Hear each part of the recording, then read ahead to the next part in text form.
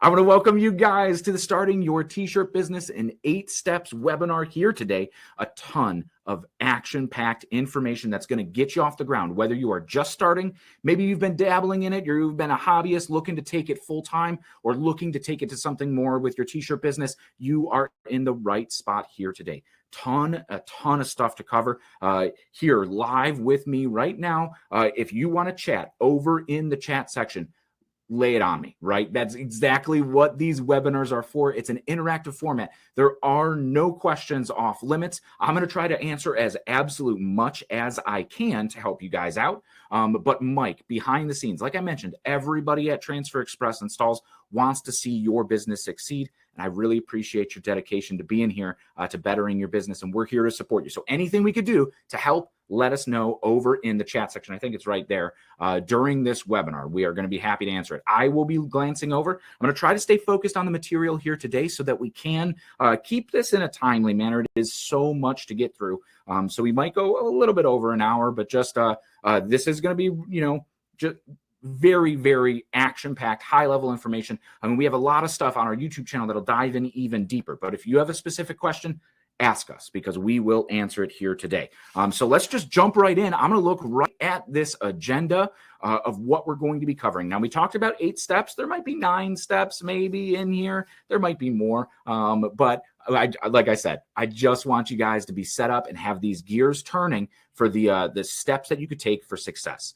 Now, of course, we all know if you are just getting started, maybe taking that hobby into a more of a business, Rome's not built in a day, right? So overnight success just doesn't happen. And I don't want you to get discouraged by that. One thing that I recommend is take small little steps every day, and you're going to be going up, okay? And then like 6 months, 8 months, a year go by, and you look back and you are so high up that mountain that when you just looked up there, you're like, man, that's so high. How am I ever going to get to that level? And if you just take consistent small steps, I guarantee that you are going to get there. So if you put your mind to it, if you're passionate about it, if you care about your customers and your product, you absolutely are going to crush it. You guys right here, right now, spending time to educate yourself that's all I need to see. I know that you are dedicated to it and that you are going to absolutely crush it. So I am in your corner 100%, the thumbs up from Dave. But we're going to be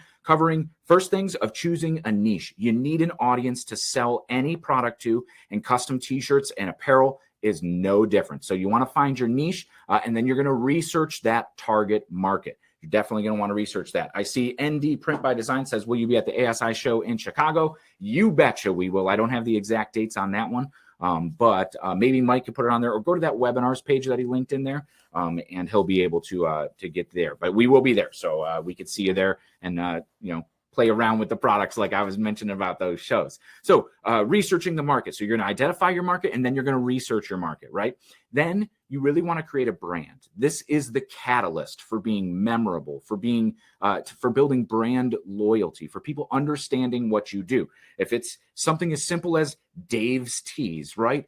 It's something that people are going to remember as a name. You put a website around it. It's your Etsy store. And then it really helps when you get into some branding opportunities on your garment too, for some marketing exposure, especially when you're targeting your niche, right? I'm going to talk about one of my favorite examples. One of my buddies, a fellow apparel decorator. I'll talk about him when we talk about niches, but it's something so simple when you're like, oh man, this is going to be hard. It's really not. It's really not. You don't have to look far. And you're going to know. You're going to already have some research in the market, and you're going to know kind of what your brand is supposed to look like with a few of these cubes. But I'm going to get into that in a minute. I don't want to get ahead of myself. But then we're going to talk about apparel, so the blanks themselves, and application choices, so the different products that you could use, which is going to play a little bit into your specific need and the quantities that you're going to need to be producing, and of course your artwork. So there's a few variables, but we're going to break down those kind of barriers, and so that you have a lot clearer picture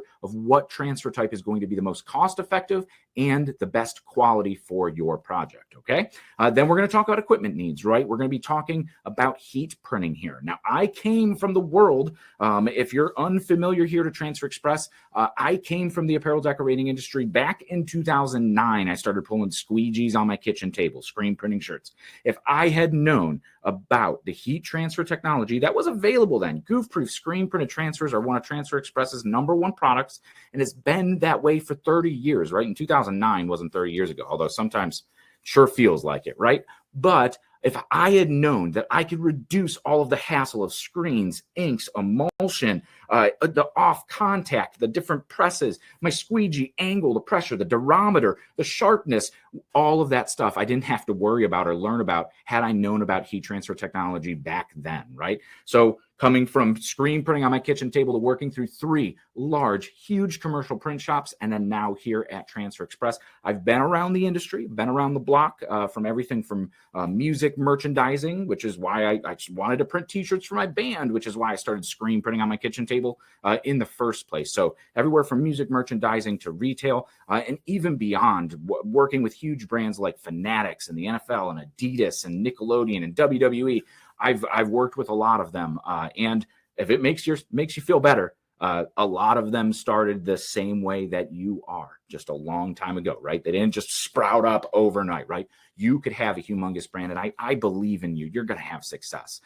So aside from equipment needs, we're going to talk about designing and printing your t-shirts. Don't get intimidated here, okay? I do come from a design background. However, you are empowered with the tools I'm going to show you today to not need a single ounce, not a single inkling of graphic design experience from Photoshop or Illustrator, CorelDRAW, Affinity. You don't need to pay those expensive subscriptions. Now, if you already pay for them and you're already a pro, more power to you. But I'm going to show you a tool that's going to boost your efficiency in artwork creation, whether you're going to be running your own brand or you are going to be being a custom decorator, which is a great spot here to mention that I would love to see in the chat section if you guys are running a custom decorating business, or if you're planning to launch your own brand, because both of those are very, very kind of, let's say, parallel tracks that you could take in the apparel decorating industry. And a lot of times, sometimes they cross over. So let me know in the chat section what you plan to do with your apparel business, or what you're already currently doing with your apparel business. Because then if it's majority of, say, brands, I could tailor some of this information a little bit more over there to the brand space rather than custom decorating, or vice versa, whatever it needs to be. So I see launching your own brand. That's awesome, because yeah, definitely producing your own brand is going to maximize the profit, right? You're not going to be outsourcing to a print shop or a print on demand spot that's going to be taking all of your profits, especially when you're just getting started and you're trying to make this be a revenue stream for you. You definitely don't want to be handing over your products or your profits and your quality to somebody else, right? You want to be in control. You want to be in the driver's seat. And I truly believe that is the way that great brands are built here. I see Lemitria says, I do custom shirts. Colleen's running a brand. Tim's doing custom decorating. Kimberly custom. Wow, you guys are coming in fast here. I'm trying to read as it goes. Print shop looking into shirts. That's awesome. Yeah, adding on apparel to existing businesses. You probably get asked all the time, and you're outsourcing that work, right? You say, hey, I know a buddy who's printing t-shirts here. Go to this shop. Oh, this shop in town is great. Being able to bring this in-house is absolutely fantastic. I talked about the Graphics Pro Expo in the kind of open here, but that was one thing. I talked to 2 gentlemen who ran a vehicle wrap shop that got asked all the time, hey, do you guys do t-shirts? And they're like, no, but we know a guy. And they're like, why are we giving this other guy all this money? Yeah, he'd kick him $5-10 to be like, hey, thanks for that order, man. But they were like, we're turning away all this work and all this profit. Why aren't we doing this? Picking up a heat press was the easiest way. You don't need all these machines. You don't need expensive maintenance. You could put it in the corner. And if you pull it out and use it as if you're a regular printing business, you don't need to use it every day. It's not going to clog. It's not going to break down like some of those other expensive printers. Really, really easy to use and get up and running and be able to offer quality custom apparel with a very, very minimal learning curve.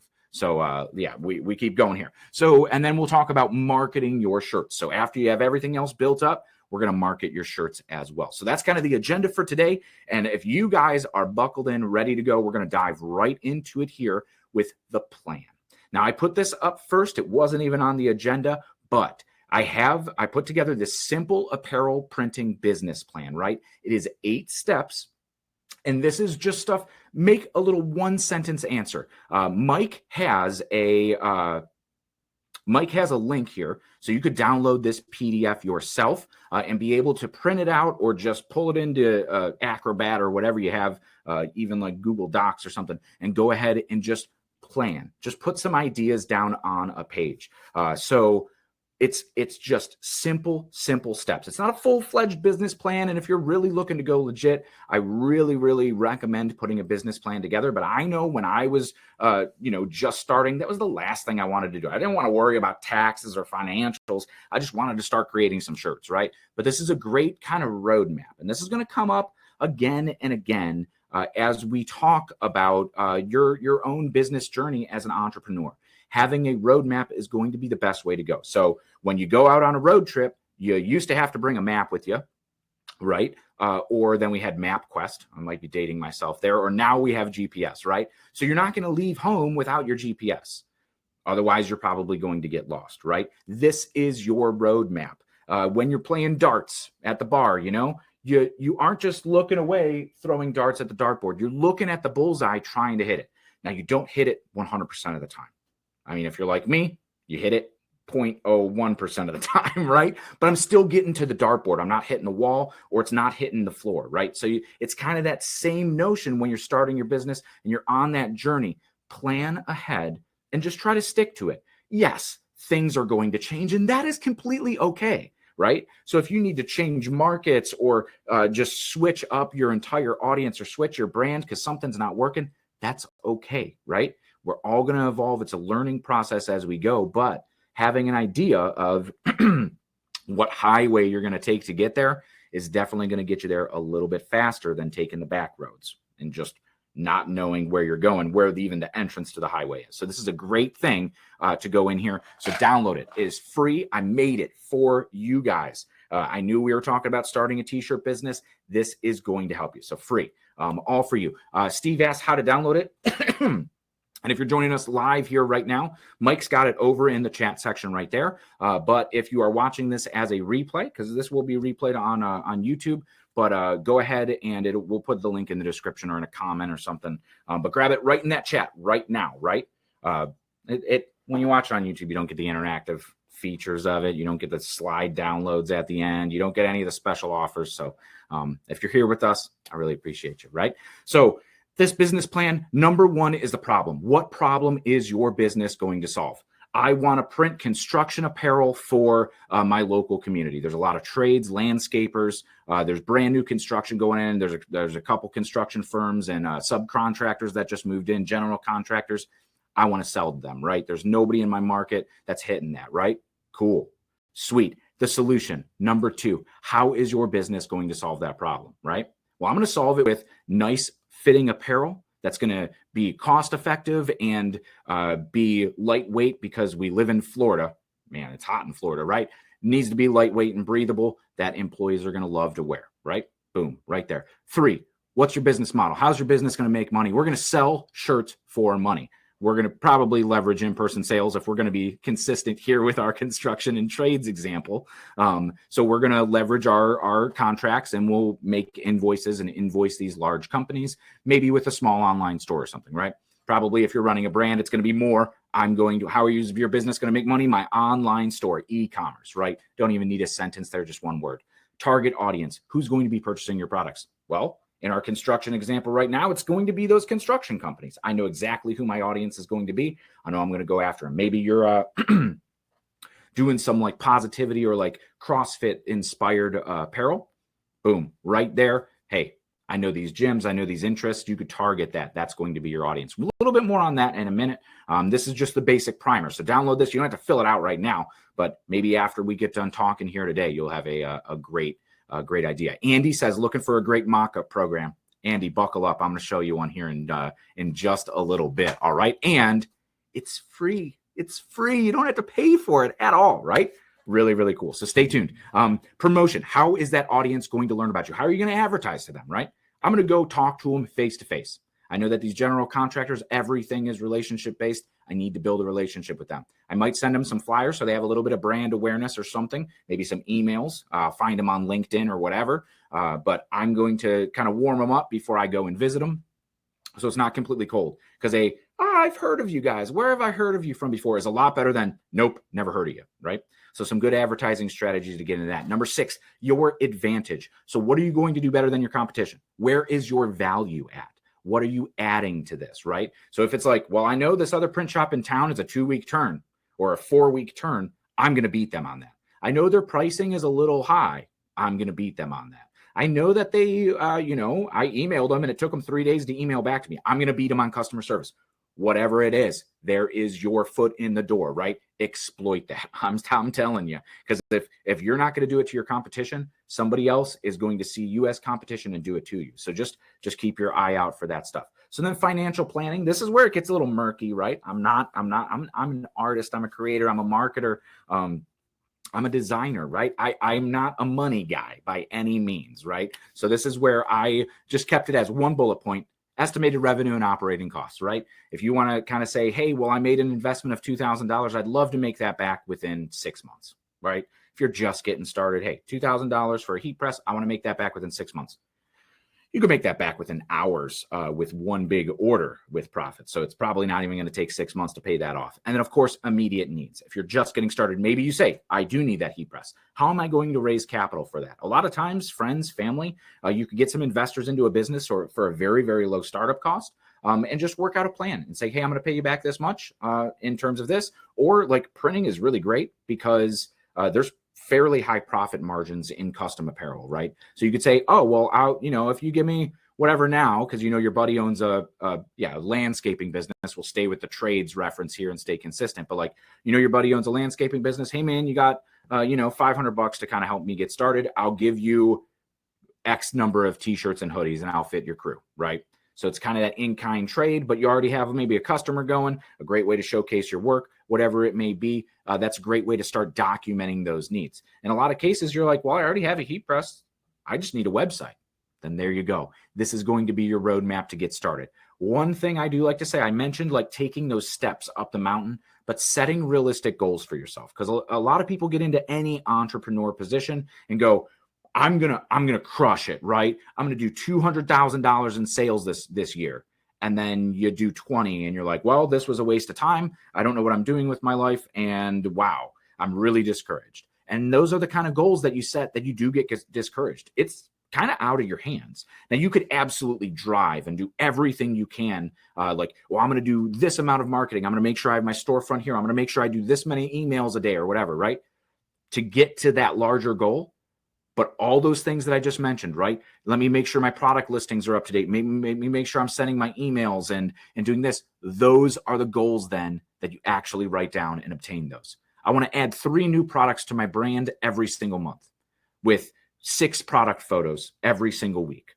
I want to make sure that I'm posting on social media 5 times a week. Whatever it may be, those are the goals that you document and you hit those, because those are these small steps that you're going to feel good because you're accomplishing what you wrote down. You're checking things off the list, right?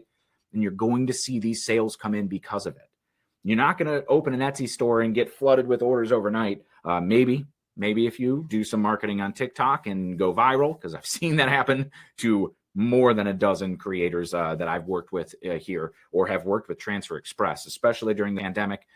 Lives were changed because of TikTok and just this wide visibility with them showing off their product or their passion for their business or whatever it is, right? So don't discount any of that and be like, well, it's just silly dance videos. No, if you show passion like that, it's really going to shine through and people are going to take notice. And then boom, they have to close their Etsy store because it's way too busy. So stuff like that, like that's absolutely crazy, right? So these are great goals to keep in mind. Download this sheet if you haven't already. Just keep it around. Free download. I want you guys to set yourselves up for success, and this is a great way to do this. So we jump in to talking about a niche. This is identifying your audience, who you are going to sell for, right? So a big aspect right here. So choosing a niche. We see pickleball right here is a huge growing sport, and not a lot of people are making apparel for it. So it kind of crosses over in a little bit of the fitness realm, crosses over in a little bit into the sports realm, but look at all the opportunities here for printing. Not only is it shirts, maybe shorts too, but now we're talking about decorating shoes, decorating on bags. You could put this logo on a bag or even personalization then, right? So all this stuff you could create with just your heat press. And now I've just mentioned 3 or 4 products that you could sell I've mentioned a market that you could sell to, right? And we've identified a need. We know it's sportswear, so maybe we're going to do some performance wear jerseys that are moisture wicking. Here, all these ideas are rolling, right? So you don't really have to look too far, but you want to find a very specialized, smaller, doesn't have to be super, super small because then you're limiting your audience. And if it's way, way, way huge, too big, you're not being specific enough. But it's a specialized market segment that you know is going to be interested in the products that you will be offering here. I see Ashley asking, are you going to go over how to determine pricing? Let me make a note of that, because it's not in the slide deck here, but I think it's something absolutely stellar that we need to talk about. So we'll definitely talk about pricing here as we start talking about products and stuff. How about that? Okay. I'll promise you that. We do have some great videos on our YouTube channel if you are getting started, on-demand education whenever you need it. We have tons of videos on pricing and profit margins, how to calculate it, or how to do it the simple way, which I'll go over here in just a little bit, but a very big, important aspect of that. So thank you, Ashley, for asking that question in there, right? So with our niche, it's really easy. You don't have to look far in a lot of these cases. I talked about my buddy Trevor, right, a little bit earlier, and I'll tell you about him now. It's disc golf, right? So I used to play frisbee golf, disc golf. I played a little bit in college with my friends, just a way to waste an afternoon, right? Have a lot of fun doing it. It was great. There was a disc golf course in the local park, and it was an opportunity to get outside, not getting like super, super active, but a way to get up, get moving around, and take a nice walk on a beautiful day, right? Absolutely a lot of fun with my friends. But Trevor Murphy, Anheuser Designs, right? He's getting involved in it. He's been doing a lot of disc golf. Notice there was nobody selling apparel. He's like, you know what? I could do this, right? I screen printed a little bit back in the day. I could do this, right? Gets a heat press, starts decorating for disc golf. Well, guess what? It blows up, right? He's doing a ton of festivals, tournaments, events for disc golf, ran his own brand online, selling to people in disc golf because he was a part of the community. He already knew where to market to because they were the same groups online that he was going to. It was the same parks that he was going to where he could just put up a flyer. Hey, look at these new t-shirts, or customization. People were putting like you get a disc golf like number. That's like your license number, but like your disc golf association number. And people wanted that customized on their shirts. He identified the needs and brought the value to the industry in a passion, in a hobby that he was already involved in. Didn't even have to look far, right? And then he establishes himself as a market expert. Oh, yeah. Well, yeah, these are the dry fit styles. So he starts researching all of these apparel styles, knowing the different print methods and his own capabilities. Oh, you want some personalization? Yeah, no problem, right? Even to the point now where he's branching outside of that niche, because a lot of those people who are playing disc golf also work for a general contractor or work for a landscaping company or own a diner or a restaurant that then like, oh, hey, yeah, well, this shirt's great. Where did you guys get these done? Hey, it was me. And now that they're in the niche, they already have an in, they've already built that relationship. They have something in common. So it's like, yeah, I love this shirt. This is great. Could I get 150 for my business? No problem. I saw he just did just a couple days was doing a little league and did a little league that he ended up sponsoring because of one of the disc golf events that he helped sponsor. So like you could see that it's something so small, something so just like, oh, it's something I love to do on Saturdays, on the weekends, whatever, can actually roll into like a profitable business, right? You don't have to look far. Really, really cool stuff to keep in mind as we go through here. So when we talk about, those niches, it's book clubs, it's your church groups that you're already a part of, any sports, athletics, schools buy you. But yeah, you don't have to look far, right?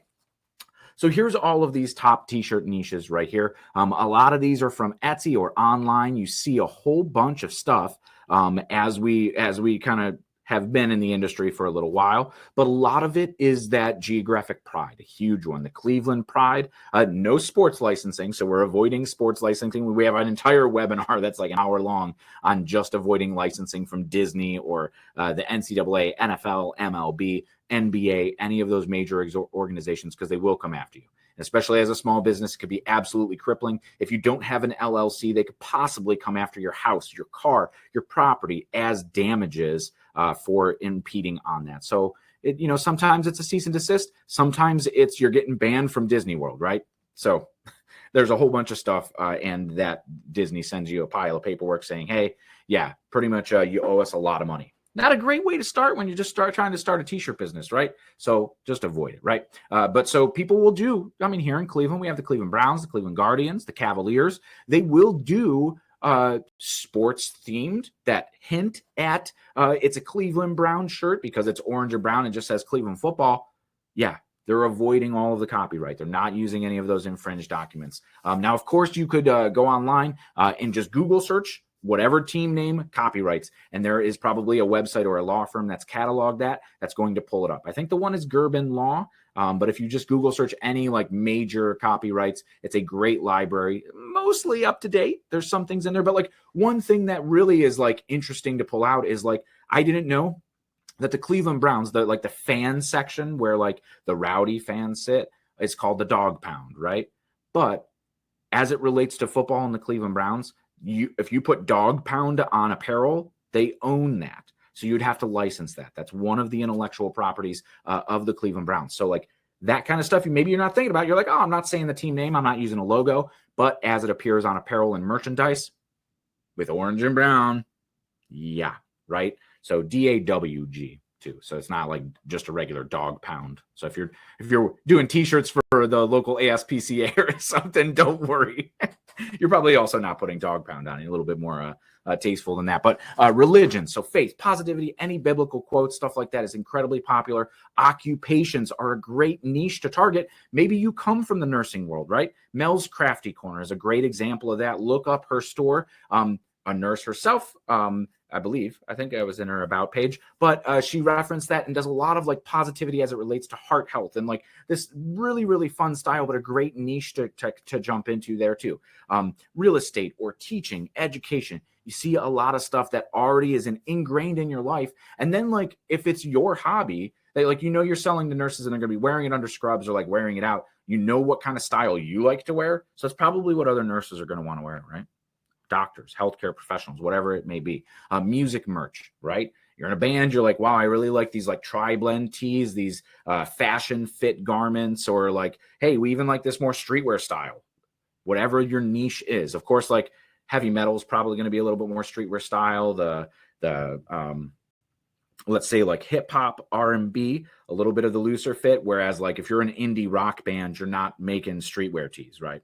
You're probably going to be making something a little bit more fashion fit, tri-blends, lightweight fabric, stuff like that. So like you start to identify the needs of your niche, and then you're adding value because you look like an expert because you know the niche inside and out. It's your own, it's your own passion. It's your own hobby. Sports, of course, local school districts even too. Not really mentioned here, but local school districts are a great source and a great niche to latch onto. School business is awesome, especially if you're just getting started as a custom decorator. Holidays, fitness, family t-shirts. You see those a lot on Etsy. And I don't want to say just like family t-shirts, but like vacations, bridal, bachelorette parties, right? Where everybody's going to Nashville and then all 23 people are getting t-shirts. That's a humongous bridal party, but I've seen it, right? But everybody's getting those matching t-shirts. So those things like that. We just did a blog post on a bachelor party that went to Nashville, and they all had matching t-shirts. And it was like, I don't know, $150, $200 in profit or something in like 40 minutes of actual work, from design to like printed t-shirts, right? So like a great way to pack profit in your pocket. Pets are a huge market. Customized pet photos, or like just dog mom, dog life, or whatever it may be. Cat lady, like I would wear a shirt that says cat lady. I love my little kitty cat.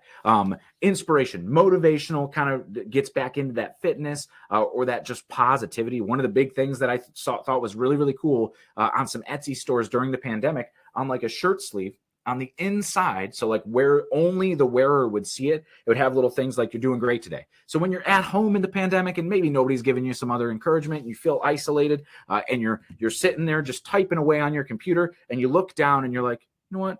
I am doing a good job today, right? So it's those cool little details, right, that you could find your niche and understand and like really connect with them and sell. Of course, when we talk about cause awarenesses, breast cancer awareness, autism awareness, which I think my head is covering up here, but a lot of causes and the Relay for Life, the 5Ks and stuff, any charity events, fundraisers, stuff like that, a great thing to print t-shirts for. Now, when we talk about market research, when you're just getting into the game, you need to find out who else is going to be in that same space. Like for my buddy Trevor in his disc golf company, he noticed that was the catalyst. Like nobody is serving this market right now. So he jumped into it and served it. But if there was other people serving the market, he would have to research, right? So like typing in disc golf apparel. And I think he did say like there was a clothing line that was operating out of like a sporting goods store, kind of selling some loose designs. But he was like, those designs kind of suck. I'm not really into them, right? Like I could do better. And he did, right? And he's doing better, right? So he's absolutely crushing it. So Google is a great place to look. And I say that for both inspiration on Google Images and Google itself, because it is timely, up-to-date, and relevant. If Google stops serving you what you are searching for, right? What's timely, what's relevant, what you are looking for, Google's value diminishes. So every day their algorithms are trying to pull the most relevant stuff to show you. So when you're like, I want disc golf tees, they're going to show you the most modern or the most popular disc golf tees. So they want to stay relevant. Otherwise, they turn into Bing or something like that, right? I'm sorry, Microsoft. I had to make the jab. But essentially, use that. Harness that power of knowing what's relevant so you don't have to do all this running around. You don't have to do all of this looking here or there on the internet. Google is a great place to start. Now, of course, you could use your experience, look around what's around you. If you're doing, say, a local thing, look at what's currently there. I know here in Cleveland, if I wanted to make local pride, there are 3 prominent t-shirt shops here in town selling local pride.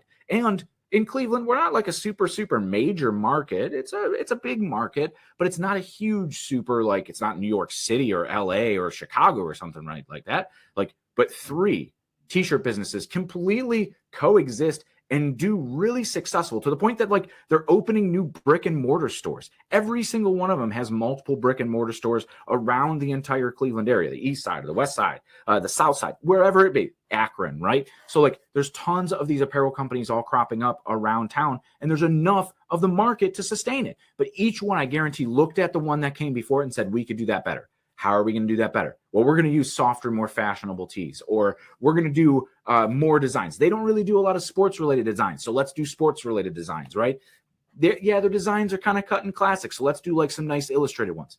Tons of stuff that you could just think, just get the gears going of how you could be different, right? And so one of the things too is if you are running an Etsy store or running kind of more of a boutique shop like that, Etsy is a great place to look, because just like Google, whenever you search in there, whatever you're looking for, I'm looking for a dog lover's t-shirt, right? Maybe for a gift. Like think of how your customers would be looking for your stuff. Type that in and you're going to see what pops up. And right there, now your market research is not only showing you what's relevant and what's trending, but Etsy's cool because it shows you what sellers are actually crushing it, right? It tracks your little sales when you look at a profile or a store, like, so you could see that they're absolutely crushing it. You can see their pricing, right? You could probably go into their product description and see that it's laid out fairly well, which we could touch on a little bit when we start talking about marketing. But product descriptions and SEO, all that stuff is going to help your business get served. And now I'm throwing a whole bunch at you, right? We're talking about marketing. We're talking about market research. We're talking about audiences, right? If you saw this as just a big wall, it's daunting, right? But when we start breaking it down into these little tiny steps that you could take, and maybe that's the goal, right? I want to update my product descriptions. I want to update every single one by the end of the month. Boom, goal that I guarantee that if you put your mind to, you're going to crush it. And it's going to lead to more sales down the road. So that's what I'm talking about when you're setting all those little goals. Very, very important, right? Yeah, Steve thrown in there many times. I prefer Bing over Google, and absolutely, they reward you too. So they give you a little ding. You get your Bing credits on there too.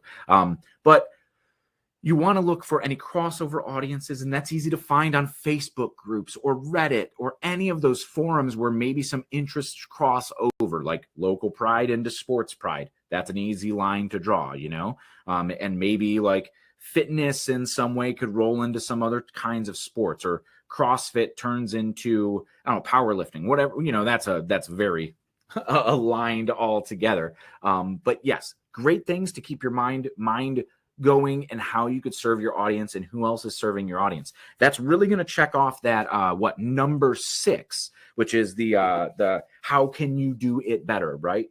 The advantage that you're bringing. What is your advantage? That is going to help fill that in when you start thinking about that stuff right there. So very, very cool stuff right here. Now, of course, when you evaluate your ideas, you're building the audience, you're finding people like you. If you're leveraging your own kind of insights, your own experience, your own passions, and you could test them to those people.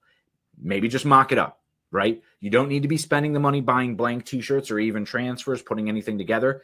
Take the time, design something out, mock it up on a t-shirt, which I'm going to show you here in just a little bit, right? So you're going to mock it up on a t-shirt, and then you're going to show it to people. Hey, would you buy this? If they're like, I don't really like that color, then that's a little too cartoony or something for me, right? Do that market research, leverage your friends, leverage your other contacts. If it's, your friends at the book club and you want to be approaching the library, like, would you guys like this tote bag? It's a little small for the kind of books that I read, or like whatever it may be, right? But you see there, tote bag for books or books club or libraries. It's a great idea. It's relevant. It fits that audience. So that's that kind of stuff you got to be thinking about. But mock-ups are a great way that you could set even pre-sales, right? So advertise, put the mock-up on Facebook, social media, stand up a product listing, say that it's a pre-sale. Hey, order now before the collection sells out. It's going to be a limited quantity, or whatever you want to say as your marketing tactic there. And say, hey, yeah, go ahead, throw all your stuff in, or go ahead and buy it now. And then you're not taking any risk. And if nobody buys it, then you didn't buy any blanks or anything to lose money on. But if you generate interest and people start buying pre-sales, boom, now you got money coming in. All right, now we got to fulfill these orders. And that's a good problem to have there too, right? So like I mentioned, those forums, anywhere else that like you think your audience is crossing over or is hanging out, if it is your own niche, like say you're, part of the Cleveland dog walkers, kind of Facebook group or something, you could kind of look into there, start looking at other blogs, other review sites, and see what people are saying about other sellers, or what their product listings look like, what their designs look like, and how they're doing. Because you could learn from other people's mistakes without making any time or financial investment to making that own mistake. That's kind of like what this is for. I mean, I've been in the industry now well over a decade, and I've made my share of mistakes, right? But I want to share all of these ideas with you so that you don't make the same mistakes that I had to, right? It's kind of like, that my way of paying it forward, right? I've been around the block, learned how to screen print, and now don't make the same mistakes that I did. Now, I still love the art of screen printing. I don't want to knock it down, but it is a love of the art of screen printing. You won't meet anybody who screen prints who's like, oh, I hate screen printing. I just want custom t-shirts. No, everybody you're going to meet who screen prints is like, I absolutely love the art of actually printing. It's more than just money. This is an art form, right? And so you'll see people super interested in that. That's what they're passionate about, right? But if you're passionate about being an entrepreneur and making money efficiently printing t-shirts, there are better ways to do it, right? And that's a heat press, screen printed transfers. You get that same look, feel, wear of like a screen printed shirt, but you did it with a heat press without a need for a dark room or emulsions or anything like that, right? Super, super easy. So let's jump into brand. We kind of talked about our audience. We talked about researching that audience. Now let's talk about creating a brand. And now you want your brand to accurately represent you to your niche, to your audience, so they know, right? It's got to be very, very attractive to them, right? So like something like flowers like this brand guarantee is not going to connect with metal bands, right? If this brand was trying to sell things to hardcore bands, pop, punk, whatever it may be, that specific niche, nope. Watercolor looking flowers ain't going to do it. I'll tell you that. I saw some people that would market to churches and metal bands. Now, there granted is a little bit of overlap in there. Sometimes the cross is upside down, but for the metal bands. So there are some rollovers that you could get, but a lot of times you want to make your brand look as attractive as you can to the audience, like think of Harley Davidson, right? Nice, clean, classic, bold, strong type, strong branding that now you think of, right? All your favorite brands do it, Nike or Adidas or whatever it may be, Supreme. The logo. So that's lightning in a bottle. It's magic. I saw you guys in the chat talking a lot about kind of your brand and logo and how important it is. And I do recommend a cheap logo is one of the most expensive mistakes you'll ever make.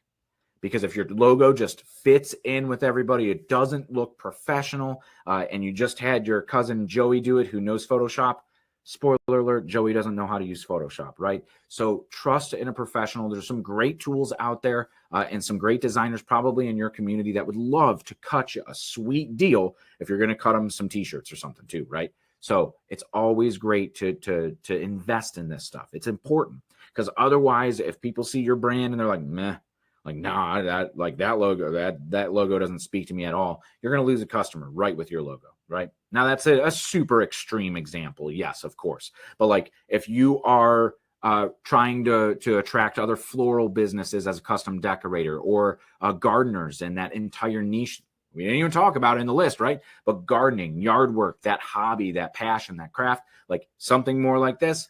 Yeah, probably. This image right here is going to be a little bit more aligned with that. So really cool stuff to keep in mind here. Now, branding is going to be much more than just your logo. It's your company name, a tagline, the general vibe, the feel, right, of your business. So, people think like Etsy stores, I could just throw products up there willy-nilly. No, make it look cohesive. Make if somebody comes to your Etsy store, make it like you're walking into a retail store.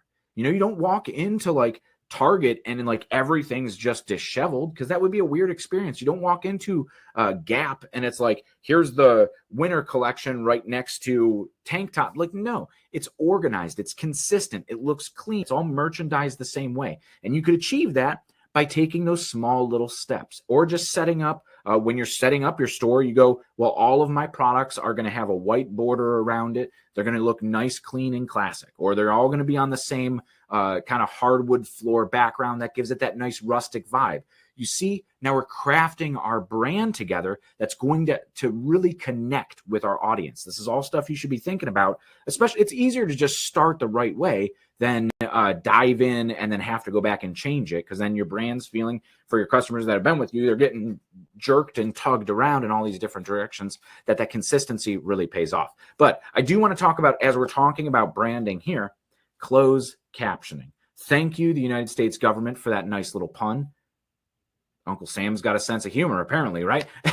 That's the best pun I've ever seen him use. But if you are branding your own apparel like we see in the photo here, and our little inside tag print that I have right next to me here, this is stuff that you absolutely need to be considering, because there are legal requirements when you are relabeling apparel, right? I don't want you to get in trouble, and it's probably more rare than even copyrights that you get in trouble. But for a small business, something to keep in mind, and some mistakes that I've seen people make and get in trouble with that kind of really hurt their growth and their progress as a business, that you want to be sure that you are taking into consideration. So the United States government, the Federal Trade Commission, requires you put 4 things on every single piece of clothing.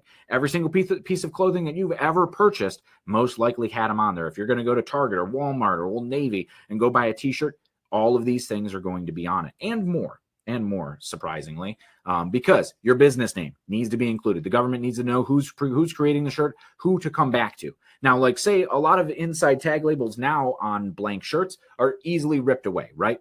So they're just tearaway labels. You could easily remove the manufacturer's tag, put your own label on the inside. But if you're doing that, you do need to keep up the requirements. If you're leaving that tag in there, that's fine. Put whatever you want. Just put your brand name all nice and big. That's fine. Like here, like Boulevard Print Company, make it real nice and big. Don't need to put anything else if that label is still in there. But like our example up here on the slide, if you are removing the label and trying to rebrand that shirt, it's a great way to build value, right? Because then you're buying that Gildan blank, and Gildan or Fruit of the Loom or Hanes or anything like that, right? People have this preconceived notion in their head that is a budget tee, because you go to Walmart and you buy the 20 pack for $20 or whatever, right? So it's like, oh, those are undershirts, those are cheap, and then they buy a shirt from you for $25, which is perfectly palatable for a custom t-shirt these days, even like a branded retail t-shirt, anything like that, right? That's perfectly fine. $25, $30, even you'll see them on Etsy go for. So like you're selling it for $25, but they get it and it has a Gildan tag in it, and they're like, whoo, they think that t-shirt's $2. Now it's the same, not the same shirt that was in that pack at Walmart or Target. That's like the super, super cheap stuff. But you probably did pay like $2 or $3 for that shirt, and it's all marked up in print cost and your own profit margin, right? So this is a great spot to stop and kind of park and talk about pricing. But they have that notion of how much that costs. So you're hurting the value of your own brand. And if you're trying to build brand awareness, build your brand into being recognized and being known for quality or whatever you want to be known for, right? That hurts you. So being able to remove that Gildan, Hanes, or Fruit of the Loom label, put your own label inside there. Now they don't already have that notion in your mind when they put out that t-shirt on, where it's like a super, yeah, it's a budget tee. I paid $2.50, $3 for the blank t-shirt, right? It's not going to be the super nicest t-shirt, but because they didn't see Fruit of the Loom, they see a private label. Ooh, I don't know what brand this is. Does it fit good? They put it on with an objective mind. Ooh, this kind of fits good. I like how roomy these sleeves are. This feels nice. I wonder, I'm going to buy another shirt from this brand just because you put an inside label on that, right? How easy is that? That's a great thing too, is that tag along Platin allows you to do an inside label in the front at the same time. When we're talking about time is money and efficiency, bam, that's going to be it, right? So the 4 things you absolutely need to have on your clothing label. Actually, before I do that, let's talk about that pricing real quick, because I promised Ashley we would get to it, right? Pricing. Take your cost, so the cost of the blank, take the cost of the transfer or whatever your decoration is going to be. You have a $2 blank, right? Say $2 blank t-shirt. The decoration costs $2. That's $4, right? Do not sell that t-shirt for less than $8. You're always going to take your cost, double it. So cost times 2. You'll hear it commonly referred to as, and that is the easiest, simple way that you're going to be able to profit on every single order. Now, of course, you're like, wait, $8 for a t-shirt? That's crazy cheap. It is. But say somebody's buying wholesale. They're buying 20 of them, right? $8 for a t-shirt because they need to mark them up to $20 to fit the market and still make money. That's fine, right? But say you're doing that same example. You have a $2 blank. You have a $2 print cost on it. That doubling it is going to give you enough profit margin to cover any overhead and your own time. You could pay yourself for your own labor for the time it costs you to print the shirt. But if you're going to sell that same shirt, $2 print cost, $2 garment cost, and you're going to sell it on Etsy, you're not selling it for $8. Nope. You're going to sell it for $20. So now you're making, it costs you $4 to make, you're making $16 profit on every t-shirt, right? So that is why keeping the apparel printing in-house is a great idea. A great idea to be able to really harness that profit, and you keep the quality, right? So if you use any of those other on-demand services or farm it out to another shop, that $20 t-shirt you're making $2 off of instead of $14. I'll take $14, $16 every single day making profit on one shirt rather than pennies. So back to our closed captioning here. Little Park, Ashley, I hope that answered the question. Cost times 2. Take whatever it costs to produce the shirt, double it. That's going to be enough to cover all of that overhead, and a great way to just simplify pricing. If you really want to get into like calculating profit margins and looking at overhead and operating costs, great video on the YouTube that I put together just actually a couple weeks ago. So it's fairly fresh about all of that. So your business name on your inside clothing label, going to absolutely need it in there, right? Or on the tag. Sometimes even like side seam garments, you'll have a side tag sewn in with the RN number, fabric content, country of origin, and care instructions. So you can put whatever you want on the inside tag, but just as a boilerplate, all 4 things. Business name, fabric content. So fabric content is 100% cotton, 100% polyester. Here on this tag, we see 100% cotton, right? Country of origin, it says made in Honduras. You can't just do like made in the USA if the shirt's not made in the USA. You could say printed in the USA, or I could even say like here in Ohio, like, oh, my clothing line is real, like it's real focused on Ohio pride.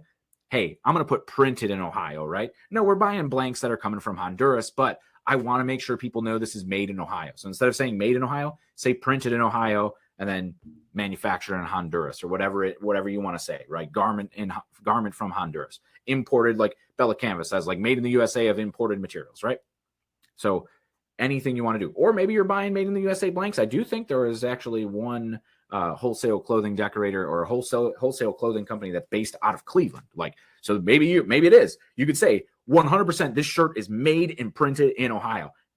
Now that's talking about local pride, right? How cool is that? So then you actually need to include care instructions as the last legal requirement, right? Care instructions. So how do you care for it? Now these little symbols that are probably right here are enough. They are standardized symbols, and putting them on a garment, you don't need to actually spell out what they mean, because you can look it up. It does have care instructions on there. Now, it's great sometimes to put it out there, but sometimes that tiny text is just cluttering and getting in the way. We don't want that to happen, right? Funny enough, you do not need to include size anywhere on the garment because sizes are not standardized. I know that if I go to, Gap and get a large shirt, it's not fitting. But if I go to Old Navy and buy a large shirt, it's going to fit on me fine, right? My body type didn't change. My body size didn't change. Well, maybe over the past couple of years as we get a little bit older and have a little bit more cake and donuts. Yeah, maybe it does. But essentially, that is, it's not standardized. So the government does not require you to put sizing on there. I 100% recommend that you do, especially if you're running a little retail store, you're doing pop-up shops or any of those like vendor shows. Somebody's going to browse and want to see if they have their size, if you have their size available. Absolutely make sure it's on there. Now, that stuff you could also put on a hang tag if you're really looking to like boost up that retail vibe to your brand. So, but it needs to be actually sewn onto or printed on the garment to meet the legal requirements right here. And then also your website. Putting your website on there of how people could contact you. It's one of my favorite things, especially as like a decorator. You're doing those fundraisers, the 5Ks, maybe some farmers market shirts or decorating for a local community event, an art festival. Put the branding on the inside. Because a lot of times if you're like, I want to put the branding on the sleeve, they're like, well, cut us a discount. Or like, you're going to have to pay a sponsorship fee for that because we're putting sponsors on the back who paid a lot of money. So you can't get that for free. But if you're printing the inside, nobody sees it except the wearer. But that wearer, I always say, every single person has a need for a custom t-shirt once every 3 years, whether it be a family picnic or a company event or employee uniforms or whatever it may be, every 3 years. So if somebody has that shirt they got from that farmer's market they went to or that pumpkin patch or that apple picking festival, whatever it may be, they're like, man, I really love this shirt. They see on the inside. Now you have your website already listed. It's great to mention like what you do. Hey, custom printing for Ohio, stuff like that. Like, it's great. So you just need it there. Steve asks, what are some of the alternatives to country of origin? Things like printing in the USA from imported materials, or some of the other examples? There are really no other examples other than saying where the fabric of the t-shirt came from. You could get in a lot of trouble relabeling it by saying something's made in the USA when it's not. So it is primarily for taxes and tariffs. And if you're not selling overseas, you're not going to see it. But the FTC handles all trading and sales. So you just don't want to get in trouble with it. But they say made in the USA from manufactured materials because that t-shirt is actually sewn in the garment district in LA. But the fabric is coming from all over. So it is actually raw materials don't matter. But when something is actually made to be worn, finished, it needs to have a label on it saying where it was originally made from. Remember back in the day, back a couple of years ago when there were some tariffs from China, right? So anything being imported from China was getting up to hefty fees. Now, it wasn't apparel, right? But I had some buddies who owned a company who were trying to avoid those and had it shipped to Canada, relabeled and shipped into the United States. Needless to say, they got in a ton of trouble and their business is no longer around. Don't do it. It's not worth the risk. It might look cool to say like made in the USA, but you got to get a made in the USA blank then. Don't lie. Because it could come back and bite you. And as a starting your small business as a hustling entrepreneur, you could possibly take a huge step back and really hurt yourself. So it's just not worth it. So that's my advice. I'm not a lawyer, no legal advice here from Dave, okay? So don't come after me, but I told you not to do it. Just try to avoid it at absolute all costs. And then sometimes, especially too, like people sometimes could call your brand out for that. And that's not a good look on social media when you're trying to get started and someone's like, yo, they lie on their clothing labels. How'd you find that out? Doesn't matter how they found it out, but now it's tarnishing your brand's reputation, right? Social media on the tag rather than somewhere on the shirt design be better if you don't necessarily have a website or online storefront? Lauren, that is a great question. You absolutely put your social media on there. And before I was going to jump off the slide, I was even going to mention, put a QR code. With direct-to-film transfers, digital transfers, you could print a QR code as small as, I believe it's like 1/2 inch by 1/2 inch. So a tiny little QR code that's totally, completely scannable and readable, right? Just as if you printed it on paper. And that is an awesome opportunity for your business to have a QR code where somebody could scan it and go right to your Facebook page. Yeah, really, really cool. Yeah, Kathy, thank you right there. That's a great alternative. So maybe I missed that. Maybe I misread the question. You could always say wherever it's made, designed and printed in the USA. Or real big, say designed and printed in the USA. And then underneath, real small text, made in Honduras. Garment in Honduras, whatnot. So we're talking about building your brand. We talked about your audience. Now let's talk about apparel. Now, wholesale apparel. You want to get started because that's the way that you could get that bottom line on apparel. Apparel is most of the time the most expensive part of decorating apparel. It's the apparel itself. Blanks don't come cheap, especially when you start buying quality stuff. But to get that $2 price point that I'm talking about getting those t-shirts at, you need to have a wholesale account, right? Or you could come on over to Transfer Express Apparel, right? No business ID needed, no tax license, no business license, no reseller's license, none of that, right? And you could get wholesale apparel at wholesale pricing, right? So it's a lot cheaper than if you went to a local store. I don't want to mention any huge brand names, but I was just in one, a big box craft store, we'll say, wink, wink. But I was in one this weekend and saw a Bella Canvas blank for, I think it was $14, a 3001, which is like the standard Bella Canvas tee, $13 blank. Whoa, what?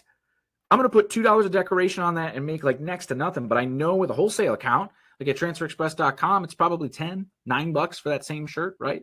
So you're already cutting a discount. Now, if you do have a business license, you filed for your LLC, you got your reseller's license, you got your tax exemption permits and stuff, go and apply to get a wholesale license with one of the major suppliers. My absolute 100% favorite is Sanmar. Right there, see it on the screen, sanmar.com. They have really, really great styles. I love the Porton company that they have, the District brand of apparel.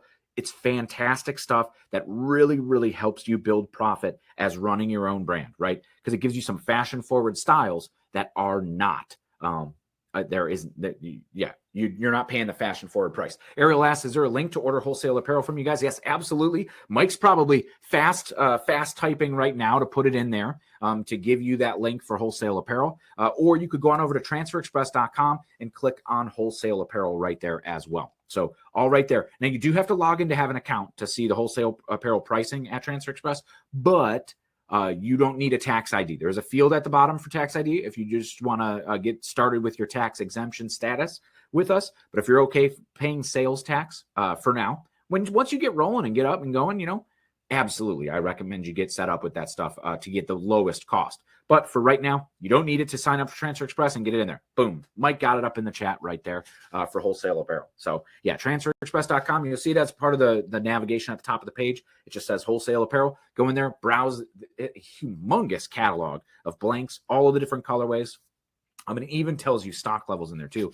So really cool stuff. So yes, Sanmar is a great one. S&S Wholesale is another one. Now, all of these other companies have warehouses all over the entire United States, right? So whether I know here we're serviced by the Sanmar warehouse in Cincinnati. So it's 1 day turn. Anytime we order any apparel, it shows up in 1 day. How cool is that, right? So, but there's also S&S and of course Alpha Broder as other garment suppliers to the industry. So real important stuff to continue. So we have our wholesale apparel in mind, right? We know our pricing is going to be cost times 2. We have our niche figured out. We have our audience. We know what value we're bringing to the industry. Now, how are we printing it, right? We talked about heat transfers a little bit.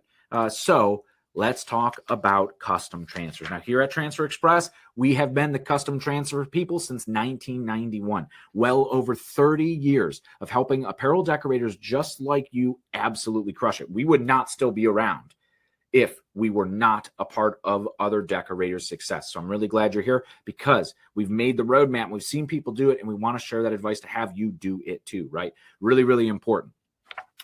So Steve, is the same pricing to buy blanks from Transfer Express as opposed to setting up an account from Sanmar? If you have a business license, I would recommend going to Sanmar. If you do not, purchase it from Transfer Express. So that's what I'll say about that. But you go in there and see what the pricing is going to be. You do have to go through an entire process. They vet you to make sure you're a real deal. No schools. They have a whole bunch of restrictions that go into the business. And then if you get caught just reselling blank clothes, done. You get blacklisted and no more wholesale for you. So they want to make sure that you're decorating it. So there's quite a few rules when you come from Sanmar, right? Transfer Express, buy whatever you want from us. I'm not going to tattle on you. But all that stuff is really, really great. And it's free shipping if you order over $300, which say you're doing like a school or something like that. They're ordering 200 t-shirts, 100 t-shirts. It's going to be over $300, right? So unless you have a $3 t-shirt and you're buying 100 of them, then it's exactly $300, right? So maybe that $2 t-shirt that I was mentioning is off the table for that free shipping offer. So, but I want to talk about transfers here, right? What to use when. I talked about it a little bit at the top of our session here today, but there's a few things that are going to play a huge part in that. Now, this what to use when chart is a great thing to have. on hand when you're planning any jobs. Lauren, Sanmar only if you have a business license, a reseller license, tax exemption, all the documentation that they require, and you meet all of their criteria. So that is one way to head on over to Sanmar. But I do love our friends at Sanmar. They provide a lot of garments for us when we go to shows, and it's great. So that's another thing to come to those shows, right? In-person events, you could actually print on some of these styles, and we'll tell you like, oh yeah, it's the Portland Company PC54. This is a great T-shirt, and you actually get to print on it, see how easy it prints, and then see how great it wears and washes, and like, yeah. Then it's a showroom piece that you could give to your customers, and have them trust in the quality of your work if you're a custom decorator. So really cool stuff. So we have an entire webinar where I went like an hour and a half on what to use when. So I don't want to dive super too deep, but depending on the colors of your design, it's kind of cut off on the side here. But Mike, Mike, I think is going to drop. He might have already done it, and then I just saw it cleared in the chat section here. But Mike will drop the link to this chart here, so you could keep it handy. But essentially, when you're decorating with a heat press, there are 4 main categories of heat transfer types that you could use. The first one is heat transfer vinyl. It's really great for like, I need that quick turn. I have 1 or 2 color.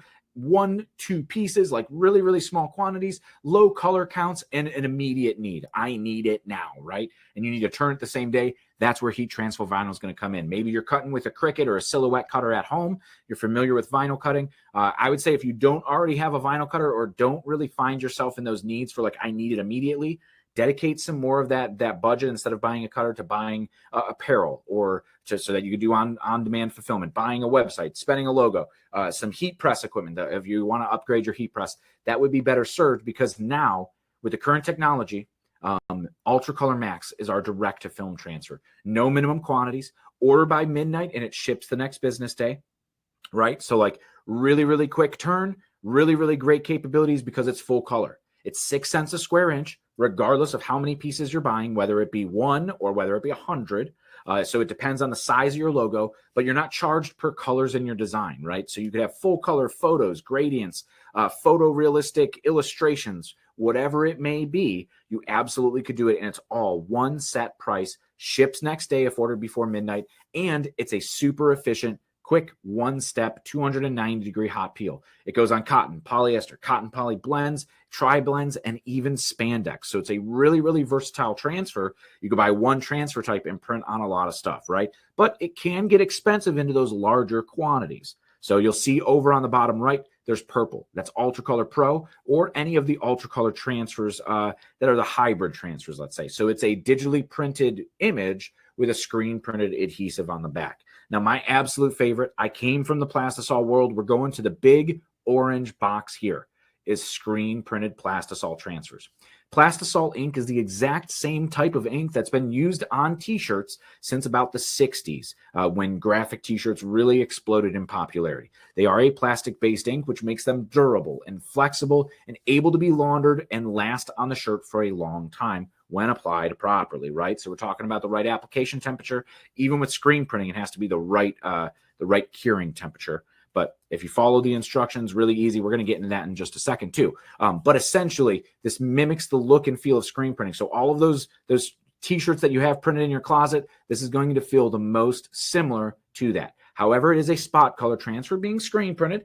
So the more colors you add in your artwork, the more expensive it's going to get, which is why you see this one kind of fitting into the 1, 2, 3 quantity of colors in the artwork in 24 quantity and up when you're breaking it down on the top. Now, the chart that you'll download from Mike's link isn't cut off like mine is here to fit in the to fit into this presentation format here. So really important stuff. This is mostly based on price too. So that's why I say it's important stuff. This is based on price. So right here where you're looking to have proper profit margins, let's say, following these lines is going to get you there. Now, there's going to be a time if you're a custom decorator, somebody's like, I don't want a direct to film transfer. I've had those before. I don't like the way they look or feel or whatever. Like, they look absolutely fantastic, I say, but they say like, I absolutely want a screen printed shirt. And you're like, well, here, feel the quality of this. But that's going to position you as an expert to have that showroom, right? To have those examples that you could show somebody as a custom decorator, even like for your own reference. Like, you're going for that fashion fit, it's a really lightweight garment, and you want a lightweight print, going into the screen print transfers, you have Hot Split Retro, which is a really, really super soft hand, barely feel it on the garment print. So that when you're hitting that fashion market, maybe you're ignoring everything else and you're only going to use screen print and transfers. So really important stuff here. That's what you need to make sure of. So let's continue here. If you do want to learn more about what to use when in all of the different transfer types, we have tons of education over on the Transfer Express YouTube page that breaks down a lot of all of those different types, even a transfer selector guide. So you could go in like these automated prompts that ask you like what fabric you're printing on, what quantity, what colors are in your artwork, all this stuff. And then it calculates for you and says, this is the best transfer option. I'll see if Mike could drop that. Oh, yeah, I think he already did. Choose heat transfer type, transferexpress.com. Choose heat transfer type. Mike's already ahead of me. Mike behind the scenes is rocking it, always rocks it every single day. Yeah, already ahead of me talking about that what to use when chart and that little heat transfer selector guide. So that one's really cool. So next, equipment needs. We talked about transfers. Let's talk about equipment needs, and that is heat presses, right? It is the best investment for any apparel business. Now, even those apparel businesses that have tons of screen printing presses, right? I've worked at them. Automatic, carousel, screen printing presses, cool machinery. Guess what is also in that shop is heat presses. The absolute most versatile machine in the printing industry, hands down. And you can't argue with that.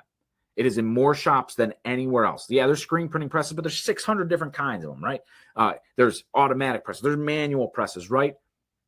A heat press is in every single one of those shops, regardless of what brand it is, right? They've all got heat presses too. Embroidery shops, heat presses.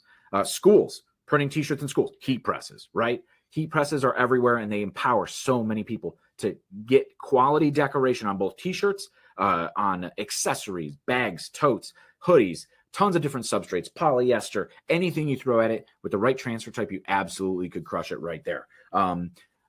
So heat press equipment, invest as much as your budget allows. That's going to help you to not outgrow it. I absolutely love the one on the lower left right there. That is the Hotronix Auto Clam, my absolute favorite heat press. Yes, it is a little bit hefty of an investment, but there is so much that goes into these Hotronix presses. Number one, they are the only heat press brand manufactured in the United States, right? We're just talking about country of origin, Hotronix, made in the United States with industry-leading warranties that we stand behind. That heating element is guaranteed.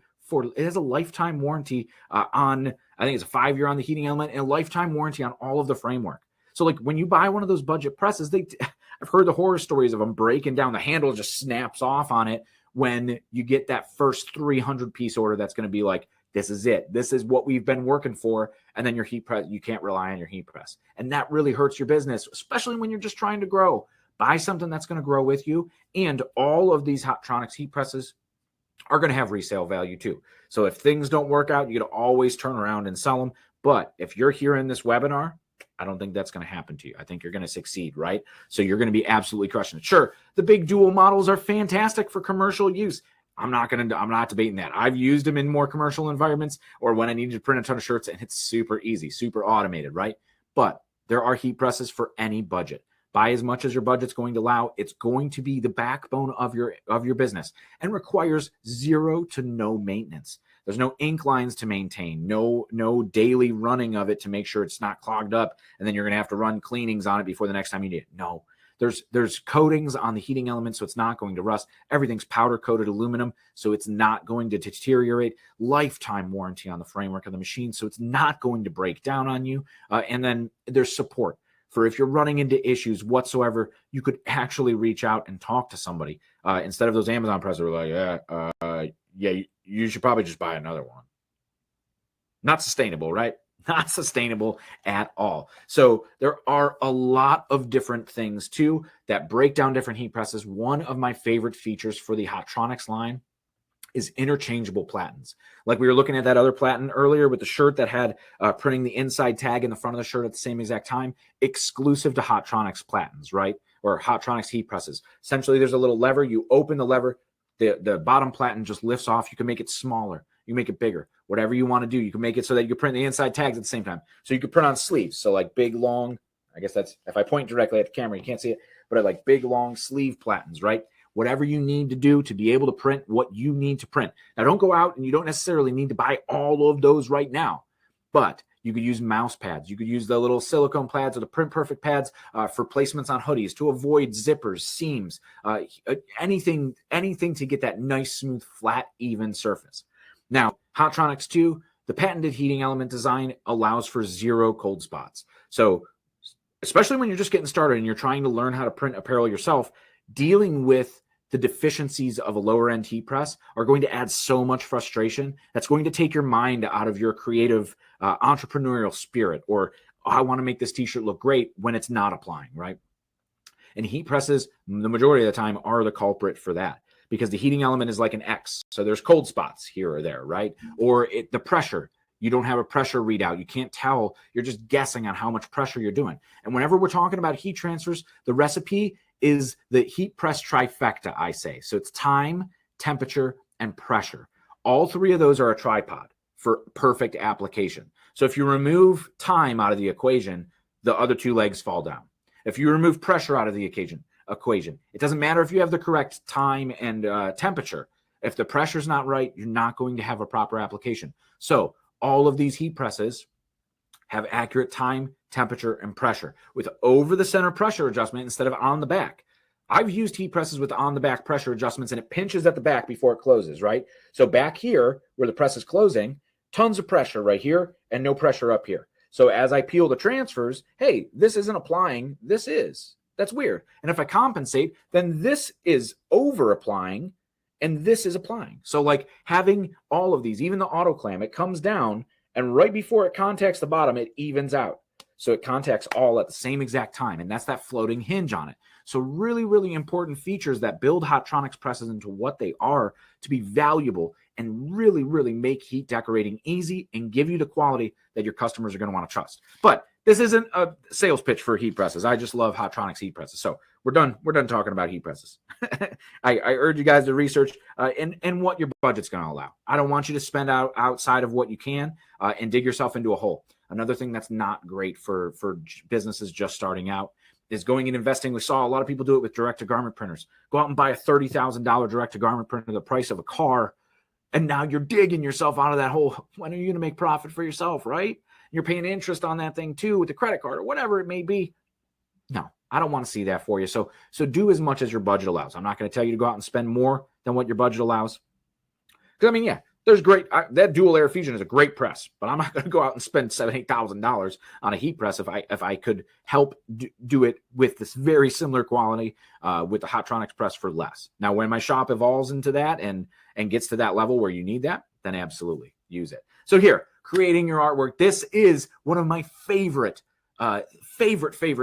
things here of Transfer Express is our online designer. 10,000 pieces of customizable layouts and clip art, all able to easily be edited and used by you without knowing how to use Photoshop, Illustrator, even knowing graphic design. You don't need to know the foundations. You don't need to know the fundamentals. You don't need to know anything like that.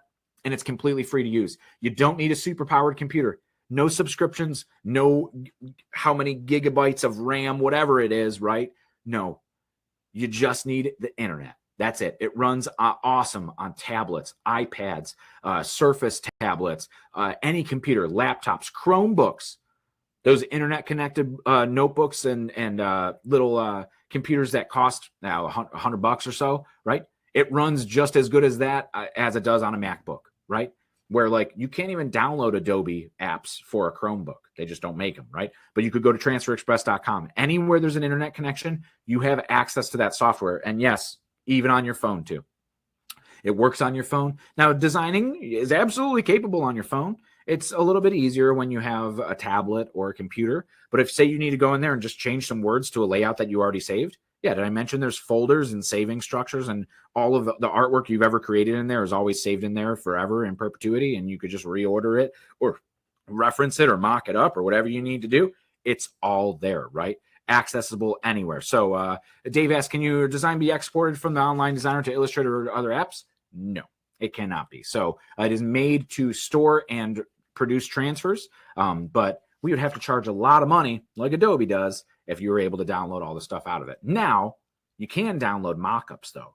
So it is all encompassing, right? Where you could design your custom t-shirt graphics to order with transfers or digital transfers or even stickers. You could order stickers through the online designer with your own custom artwork, but then you could also mock it up and download mock-ups, right? Wish it had a way to delete things in there that you don't want. I've run into issues with 5 designs when making sure they will print out Transfer Express correctly. So in your saved categories, you could actually hit a little trash can and it will delete the design out of the designer. So if you're like, ooh, this one had issues, but I corrected it, you could click in there and delete it out of your saved layouts or start a folder with like, this is my good art. But I mean, this is really cool. And I'm talking about it being internet connected, right? So why don't I just show you guys how easy it is to use and just kind of customize. We'll run through it real quick. I know we're already over our hour and we just have a little bit more to get into, but let's jump over to EasyView Online Designer. And I will show you here exactly how this goes together. So this is transferexpress.com right now. We are live here on transferexpress.com. I'm going to click over to order transfers. You could click on Online Designer or the other Online Designer button, and that's going to drop you right here in EasyView Online Designer. Now, if it's your first time, you could click on I don't know what to do. There's a whole bunch of guided tours that are going to tell you how to do certain setups. Or like you might have noticed on the slide, there is a playlist on YouTube that's going to allow you to go in and see these little bite-sized chunked videos narrated by me. And we're adding more very, very soon. We're going to expand the catalog to even more because we listen to you guys too. So if there's ever like, how do you do this one specific thing? If you have the question on how to do it, odds are somebody else has a question on how to do it, and we would love to make a video to help you and everybody else out, right? So we'll pull this up right here. So we have our guided tours, but one of my favorite things here is add layout, right? So here's all of our layouts, all this new artwork. So they're adding new artwork, at least 3 every single week. There's a team of designers who go and look at those Etsy stores, all those things that I was telling you to do, Google searches, Etsy stores, going into Target and Walmart and looking what's currently trending, as well as looking ahead for the calendar. We know that Juneteenth is coming up. We know that Pride Month is coming up. We know that all this stuff is coming up. The end of the school year, there's field days and cowboy dads. It's Father's Day coming up, right? And all of this like Earth Day stuff. So this is getting a little bit older, but vacation, spring break, all this stuff. I use this layout right here for my own family vacation, spring break. It was really, really cool. So after prom, you can see that all of this artwork is new and trending. It's coming into promo layouts. But say you're printing for a school or something, right? So we could go up and click schools, click bestsellers, and boom. Now we have all this stuff coming in. We could browse all of these different layouts, right? And be able to pull it in and do whatever we want. So here, let's click this one. I like this one, MAS 187. Now you will notice that that all of these are coded, and these are coded actually to an idea book. So and a booklet just like this, right? That doesn't have all of the artwork in here, but this is something that's really great if you're a custom decorator or running your own brand, because this is a great way to just browse what's the most trending. Yes, there's tons of designs in here, and there's catalogs. That's the part of the catalogs here are like, yeah, that's the promo layouts that's currently trending. But we actually publish a book with all of the most popular layouts or new stuff. You can see new, all tagged on a lot of these. So it's mixed in with the best and brand new that then you could pull these up. So I bet you this school layout that we are looking at is somewhere in here. I don't have the time to browse through it and find it specifically. You can see it's all color coded here on the side though. So we're able to actually go and find each section. So if you're sitting down with like a school or you're sitting down for sports, so lacrosse, baseball, football, however it goes. You see a lot of sports pages. You see, there's already some niches in here, right? So all of this stuff really, really important to have in here. But you'll see that here, if I hold this up and it could actually focus on it, that there's numbers in here too. So if you're sitting down with a client, you're talking about designs. And I mean, as a graphic designer myself, I hear it all the time from myself and my clients and the people I've worked with and other people that are other graphic designers, is you always get the client who's like, I don't know what I want, but I'll know it when I see it. And you're like, okay, cool. I'm not going to spend any work because I'm going to need a deposit down front for $200 because obviously we're taking the long road here, right? And most of the time they say, oh, well, I only had a budget for $200 for t-shirts. Yeah. So yeah, I can't pay you for designs. This book right here allows you to open that world up, right? So you're not wasting time spending designs to have or creating some designs and comps for them to just go, oh yeah, well, here's a Google search. This is what I was thinking. Like, why did you just send this to me in the first place? This is what you use. Have your customers start going through here and go, oh yeah, I like this one, but I need to change it, right? All of this artwork is completely customizable, which I'll show you here in the designer. So you take that, and then you're able to do design services for free. Watch me go from a client having zero ideas that I would at least spend an hour or two in Photoshop. $50 right now. $50 per hour is the going rate in the industry for graphic designers. So how about when we're talking about how do you differentiate yourself between your other customers, right? Or your competition? They're going to charge for design. And with this program, you essentially could design for free. How valuable would that be? So let's see. They say in the book, we're looking through it and they go, I want MAS 187. You're like, okay, cool. Boom, right here. But they're not Compton. They're not Panthers, right? They're the, I don't know, let's just say Mentor Eagles or something, right? We're in the city of Mentor right now at Transfer Express. Mentor, and I'm just double clicking, right? Eagles. Boom. Now I have a layout just all set. And because it's not stay hungry, let's say stay flying or something. Flying, right? Stay flying. How easy is that? Boom. We got that set up. They go, well, we want red shirts with white ink. I just clicked here on the bottom. Let's go red shirts with white ink. So it starts to see what they're looking at. So red shirts, white ink. Boom. Now this Panther, they're not the Panthers, right? I'm just clicking on this and I click replace clip art. Let's go clip art. Now there's a humongous library. I told you there's 10,000 plus pieces in here. So let's just search. What would we say our mascot was? Eagles. What? Let's just go eagle instead of eagles. And now we have all of these eagle clip arts pop up, right? So we're going to find something similar to them. If the logo is licensed, we're like, oh, I don't know if I can use it. There's probably something very similar that is license free in here. All of this art is 100% royalty free, free to use. We're not going to come after you, right? So here, let's look at one of these nice looking mascot eagles. Let's grab this guy right here. That's a nice looking hawk, little hawk guy right there. Let's grab this eagle. Boom. We could pull this in and set this up. But say we like the way that looked, like really, really bold and white. We could easily change these colors. All of these ink swatches are up here. So like if we want that outline to be more of a show through color, let's just swap these around. And let's make that no ink. So now it's knocking through, but we're missing the edge on that. Check out how powerful this thing is. Guys, like this is as powerful as Illustrator is. I just click on outline here to apply an effect. Say I want to add distressing. They say, let's make it distressed, right? Apply to all. We could distress all of this right here. These different textures to make it look vintage, whatever it may be. Just grab these elements, move it around. You want to make it bigger? Make it bigger. Here you go, right? So get it all set. Maybe we want to take these off here. They don't want it. Make it a little bit more classic. I want to make sure we're all aligned. Let me just select everything, align, center. It's all centered up, right? I want to rotate this and make it a little bit more straight. Whatever you want to do, now we're set. And to kick it all off, I told you can mock it up, right?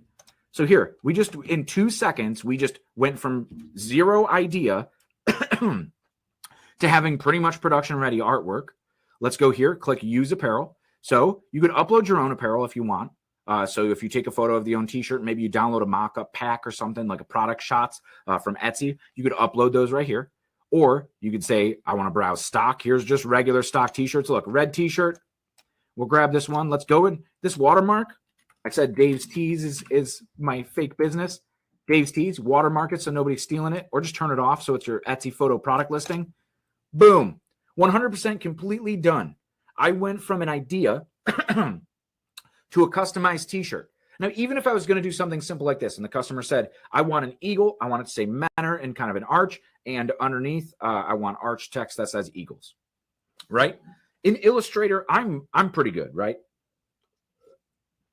Been doing graphic design for 17 years. That's going to cost me at least a half an hour to put this together. I got to find the right fonts. I'm going to have to go in and add that outline and subtract it out so that it's not just, it's not just colored that color with a stroke, but it's actually knocked out. So I only have white inks printing, right? So say I want to change it to like a heather shirt. It's not going to be a red line in there. Look, it changes to all of these different ones, right? So now these are just basic t-shirts, right? Yellows, royals, reds, whatever it be. But say your customer wants to see it on that next level 3600, right? So let's just type in 3600 into this apparel catalog. Now this is leveraging the apparel catalog that's on transferexpress.com. It has all of the colorways of this color. So next level 3600 is one of my favorite. Let's go ahead and click on the red version here. We have our model shot, so we could size this down appropriately. Now, I am just kind of guessing here because these model shots change, their posture changes, their sizing changes. So I always go off the collar. So like if this graphic is 12 inches wide or whatever it is, whatever I have it set to, we could even see, let's go back to the edit menu, and it's set to 10.5 inches wide. So 10, let's just go 10.5, round it up, right? So I could drag and drop it, or I could type it in here so that I have my exact thing. Oh, you said you wanted to change the text too? Look how easy this is. 250 plus fonts in here to just go ahead and change. Oh, and then the letter spacing. No other online designer lets you do this for free. Like, it's absolutely incredible. Why did I learn how to use Illustrator for 17 years, right? So let's go back to the mockups here. Here we have our next level 3600 again, and our text updated in real time. Boom, right here, laid on there. And now we could go here and download right here. We're downloading, ready to go, right? How cool is that? How cool is that, right? So on top of this too, you'd also go to, let's say we're going back to use apparel. You want to show the back. You want to show the front. You want to show the same t-shirt flat. They're printing it on the back. You could change all that right here. Here's your free mock-up tool that we were able to go from idea to a mocked up shirt with production ready artwork. Now here we could go up here and say save, and I want to save it to the videos folder or whatever. I name my job mentor Cardinals or whatever it may be, right? And then all right here, all this stuff, all saved, ready to go. Kelly, great question. I'm so glad you asked it. Can we use this with our own designs? You absolutely betcha. Just how like when we hit mockup, we had to upload our own. Well, when we go back to the regular designer, we have upload, PDF, JPEG, AI files, PNGs, TIFFs, Photoshop files, anything. Throw it at us, and it'll import all right up in here. So one of my favorite things before, I know we're like getting quick on time here, but I want to show you guys this because it's really cool. Here we're going to save a lot of money. So say this is Men are Eagles, right? We'll grab this one. It's actually the Cardinals in real life. If anybody's local here or anybody from Transfer Express watching this one, I know Mike's probably screaming in his head like, it's not the Cardinals. We could pull all of this artwork here. Let's even say I don't want the distressing on this element because this is just going to be the eagle because they want it as the left chest, size to 3.5 inches for some coaches apparel, right? So here we've got two of these. We've got another customer. I'm just say I'm uploading their own logo, right? So work bestsellers. It's just like a company logo. Like this is Joe's print shop or Joe's landscaping down the street. They want polos 4 inches wide, right? Put them on here. They need a whole bunch of them, so we're going to do 2 of them, right? So they need 100 shirts. The Men are Eagles only need 50 shirts. Let's go up here and just type in 50. Now, the online designer is showing you it's $2 per sheet. It says per image, but it's per sheet. $2 per sheet for 50 of these and all of this. So you're taking 1, 2, 3, 4, 5 different pieces of artwork for left chest or full back prints or whatever it may be, and you're getting it all for $2 a sheet. Incredibly profitable stuff, right? Even if there was just one thing on here, right? That's $2 per sheet. That's that same pricing model that I was talking about. And if you need to fit more stuff, yep, there's even a larger sheet. So say you want to go here, you want to add 2 of these, right? So you get the gist. You get the gist of what we're doing. So we could even fit 2 of these, and now we're halving our quantity in half to 25 or whatever it may be. Look here in the layouts, dealer only. We talked about that inside shirt tag branding right here. Boom. That exact one that I had pulled up is one of these layouts. Now, because this is small text, you definitely don't want that distressing on it. So just clear off of it. It stays on all of these other elements, and you'll see it adjust when we zoom out, so don't worry about it being blurry here. But just this the same way. You want to change this, you're printing on medium shirts. You can fit anything you can all on this sheet, and it's all going to ship for the same price. Mock it up easily. Save it for later until your customer's ready to order. Really, really cool. And don't forget, the companion book right here allows you to meet with customers in real life. Even if you want to sit there with customers, right? You want to sit there and they're like, well, I need this. Could you design this in front of me? Usually, any designer's like, no, I'm never designing with a client over my shoulder. This makes it really easy. You could close the sale in minutes because every designer said, I'm not letting anybody watch over my shoulder when I design. That's your differentiator right there. You're connecting with your audience. Boom. So here you go. So just like this, how we have our pricing down at the bottom. My head's kind of covering me up, but it would show your pricing if we had things actually on the sheet here. Let's go ahead and just delete the things that are off the sheet. So you do see the pricing populate right here, $2.75 per sheet. So now we're down to under $1 a piece on these. But if you don't want your customer to see this, customer mode. So now the Transfer Express branding up here. And if you just view, let's just say I'm full screen. So you show up with your laptop in full screen mode like this. They don't know Transfer Express exists. We're your best kept secret, right? So you show up being a brand new business. And now you have this artwork, you have this catalog, you have all of this marketing, right? That's ready to just take you right off. Look at all that clip art that's in there that your customers could browse through, right? So even if you're just starting up, you look like you have $1 million of services behind you to help your customers out. And that's your differentiator. That's the service that we're happy to offer you. So all at the bottom of the page, all of our pricing gone. Transfer type and everything is still there. You could still save it out. So you could save the job essentially, and you could even put your quantity that's going to save. So then when you're done, when you say, awesome, sweet, thank you. Yeah, let me run a quote. I'll get back to you a little bit later this afternoon. Let's check it out. You could save the job, go back here when you get back home, click design mode, boom. Now your pricing shows up. Your turn time shows up right underneath of it. So it tells you exactly when everything's going to ship. All transparent here, right? We want to empower you for success. So you could say, oh yeah, well, Joe's printing quoted you at 3 weeks. Yeah, well, the 15th is in what? That's Monday. These will ship Monday, get to you Monday. Like, cool. Yeah, we missed production cutoff on Thursday, so it would count going in on a Friday, so it's shipping Monday. Like, I could get these shirts to you to arrive on Monday. Let's say the apparel shows up Tuesday. I could get these to you Wednesday. And they're like, wait, what? There's your differentiator, right? So all of this stuff, really, really cool to be able to get going with yourself.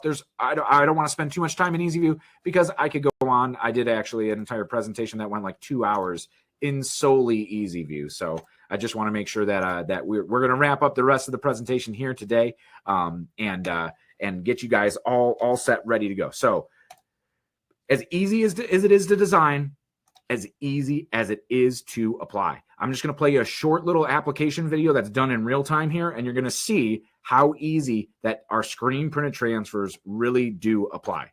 Really, really easy. Let's see. Let's do our play video here, and we'll play. Our Goofproof is the most versatile screen printed transfer on the market. Our new formula allows for lower application temperature, softer hand, and improved stretch and rebound, making Goofproof the go-to for most of your decoration needs. Today, we're going to apply a Goofproof screen printed heat transfer. Let's start by setting the heat press to the desired temperature. Our standard for 365 degrees, 4 to 6 seconds, a medium firm pressure, and a... So you see, that's kind of the trifecta that we're talking about. There's a recipe for success. If you're going to be baking a cake, you're not just throwing things in willy-nilly. It's the same way. This is the recipe for an accurate application: time, temperature, and pressure. Hot peel. And for reduced scorching on heat-sensitive garments, press at 325 degrees for 10 to 12 seconds, medium to firm pressure, and a hot peel. Next, we'll preheat the garment for 3 to 5 seconds, removing any moisture and wrinkles. Take your transfer and align it on your apparel, ink side down. So this is our Goofproof transfer here.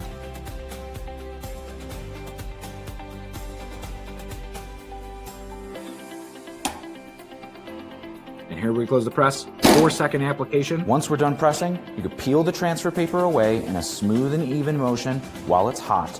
And there you have it. Your Goofproof screen printed heat transfer is applied.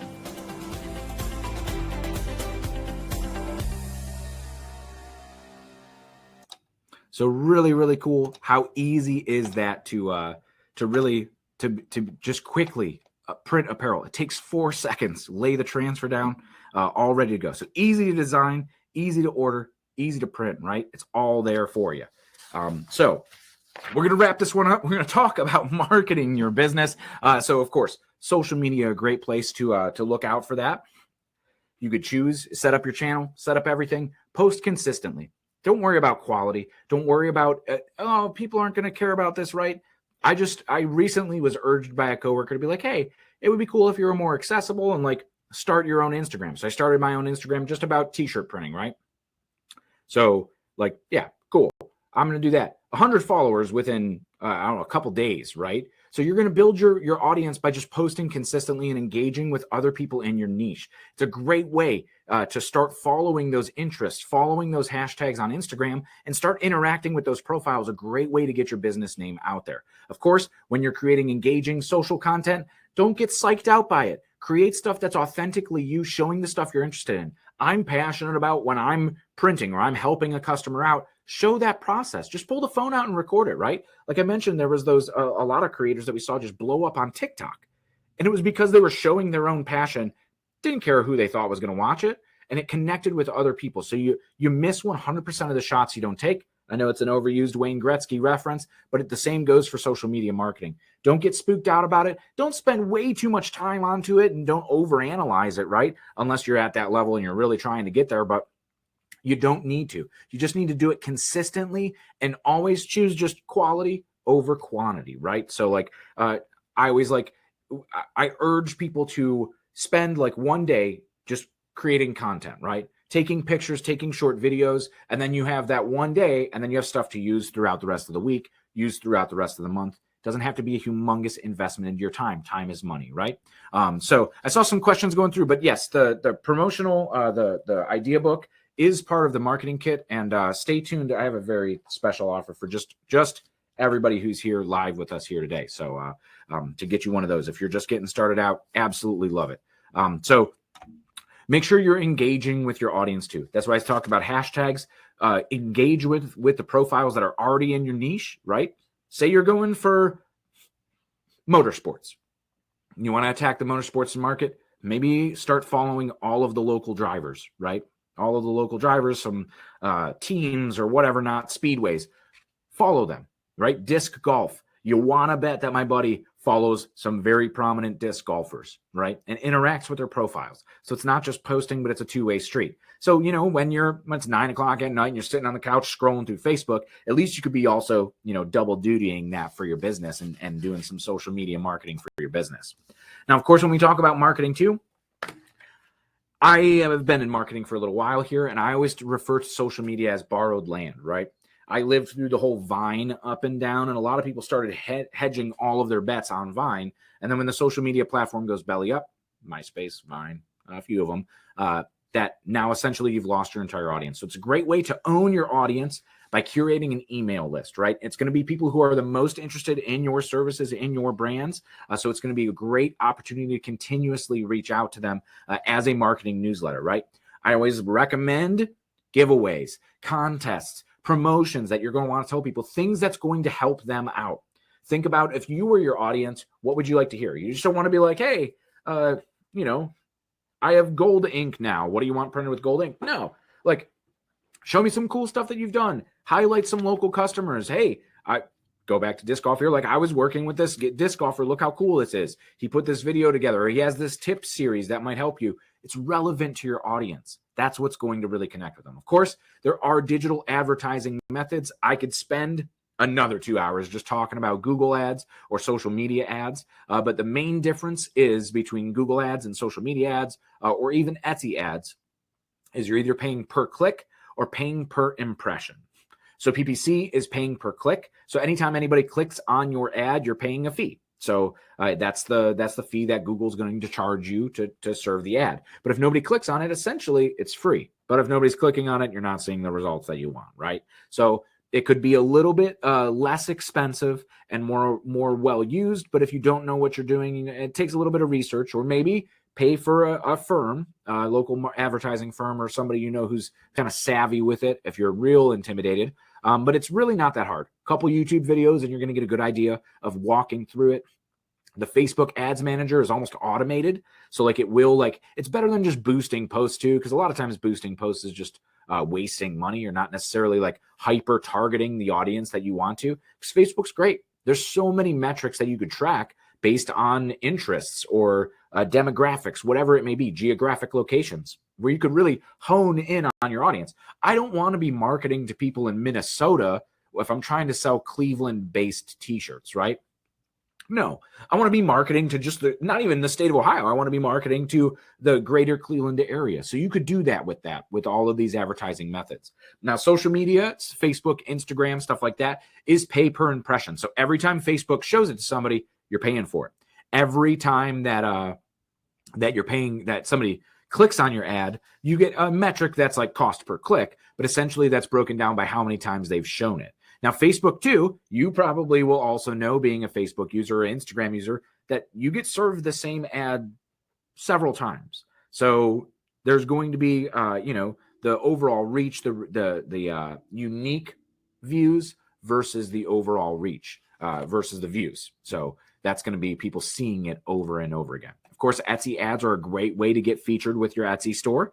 But again, if you're paying for any of this advertising and you don't have a good product listing that's describing the garment properly or showing photos of what it's going to look like, or bad designs or weird colorways, like not everybody likes to wear like a super neon green teal shirt. Black is a palatable color, grays, neutrals, like that fit in. Or if you're doing like the college stuff, like those comfort colors, like the candy pastel colors.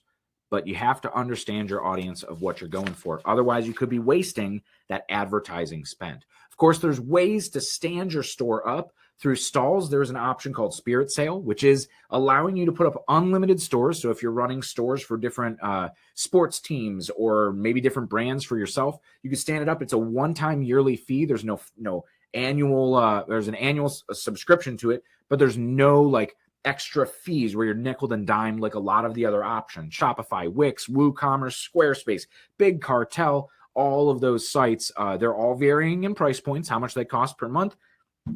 Some of them are free if you have less than 5 products. Some of them you pay per product. Some of them, even like Etsy, where you have to pay to put a product listing up, right? So like you're paying all of these little things, and then they're taking their 6% cut, and they're taking credit card processing fees and whatever it may be. So it starts to add up a lot. So it gets really, really stuck in there. Lauren says, do you have any YouTube videos for tips with getting started with email marketing and how to come up with consistent content to share in these emails? We do actually have quite a few. I'm going to make a note of that one. Lauren, Ashley, you guys are rock stars. I really appreciate these great questions today. But I will make a note of that for email marketing specifically, because we do actually have several videos dedicated solely to social media advertising and like general marketing, which we do cover a little bit more in depth on marketing. But email marketing and content creation, yes. That's a great idea for a video. But yes, this is exactly what we do. See, we want to help you guys out. So look for probably in the next couple weeks, there's going to be a video pop up on the YouTube page. Anything I could do to help your business succeed, I'm 100% behind. So yes, so boom, we'll get that rolling. It's out of the pile. Email marketing and content creating for it. So yes, but we do have videos on the YouTube page. If you just search like marketing your t-shirt business, there's going to be some great resources that we have there. Even on our blog, on our ebook, we have tons of ebooks that dive into a little bit deeper content, and a great one from social media that's really good. Yeah, Lori Brown, if you have email, if you want to email us, info@transferexpress.com. Always happy to help. Or if you can't find like a resource, we could direct you to the one of the resources that could help you out too. But we're always happy to help out. And if you want to reach me at any time, comment on a YouTube video. I'm the one who actually answers all of the Transfer Express YouTube comments, and I'm happy to help in any way that I can. I start every single morning by answering YouTube comments. Sometimes there's a lot, and it takes a lot longer than I care to admit. So, of course, marketing your business isn't just online anymore. It is on site. That was backwards. Marketing used to just be all in person until it's online now. But on-site events are a great way to actually build those relationships with your community. Really, really great if you're trying to do local markets, local advertising. That's going to get you in there in front of people, right? You run a Cleveland Pride kind of clothing, all the Cleveland related things, and you're going to do an arts festival in Cleveland. What a better way to interact with your audience, right? And build those relationships. It gives you an opportunity to get good visibility of what your service is and what you offer, right? Get your products in front of a new audience. They're not coming to your online store unless you're driving traffic to it, but they're already going to be going to this event and they're going to get exposed to you, right?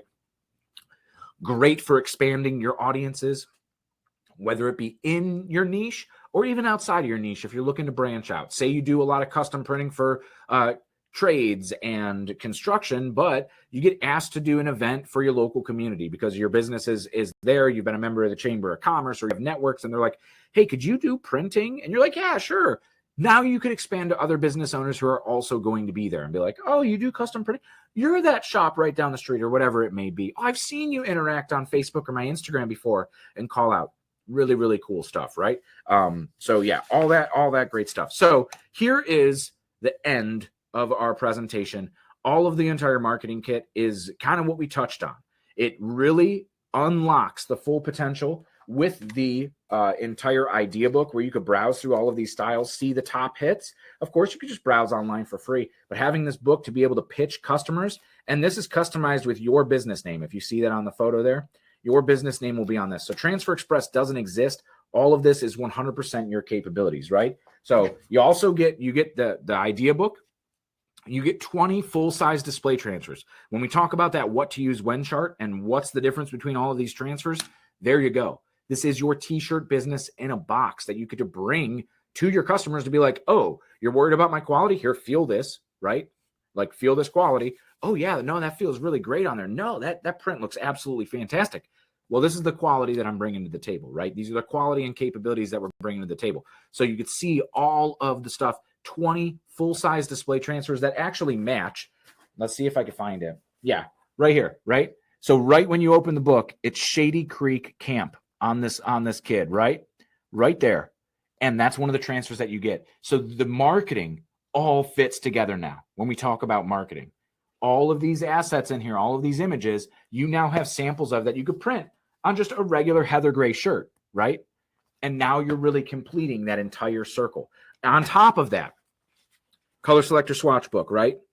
All of these 70 plus standard ink colors, actually real plastisol ink printed on a fabric. So it's not paper, it's printed on fabric, so you can see exactly what this ink looks like. Yes, Lauren, I would say that this is great for people with a heat press. But if you don't have a heat press and you're looking to get started while you're looking to invest in a heat press, your local library, community center, community college has a heat press that you're able to take all of these display transfers, start playing with. I even know that like my local library actually has a Hotronics heat press that you could go and actually print shirts on your own time. Community colleges most of the time have this open for public use when there's not a class in there or it's not being used by an organization or at the university. Schools, same way. Libraries. You could go and run your t-shirt business without actually buying a heat press. Now, it's going to be great to have one to start when it's like 9 o'clock at night and you're like, oh my God, I forgot to print that one shirt. I need to mail it in the morning first thing. Whatever it may be, right? It's great to have one. But if you're really just getting started, $35 gets you equipped with this kit, right? And then you're set, ready to go. You could print things as you want. You could use this idea book to help pitch customers because, hey, if you're pre-selling stuff, you're getting the money up front. Maybe that money's helping you go for a heat press to buy your own investment, right? Dave, there is no Canadian link for the marketing kit. You could pick up that link right from transferexpress.com. Go ahead and pick up that link for the if you're from Canada. Absolutely no problem. And nice name, by the way, Dave. Nice name. Let's see. Ashley asked, what is plastisol ink versus DTF? So plastisol ink is screen printed ink. We actually do the squeegees and the emulsions and the inks and everything, so you don't have to, right? We take care of all the hassle and messy cleanup and inks so that you could just press and profit.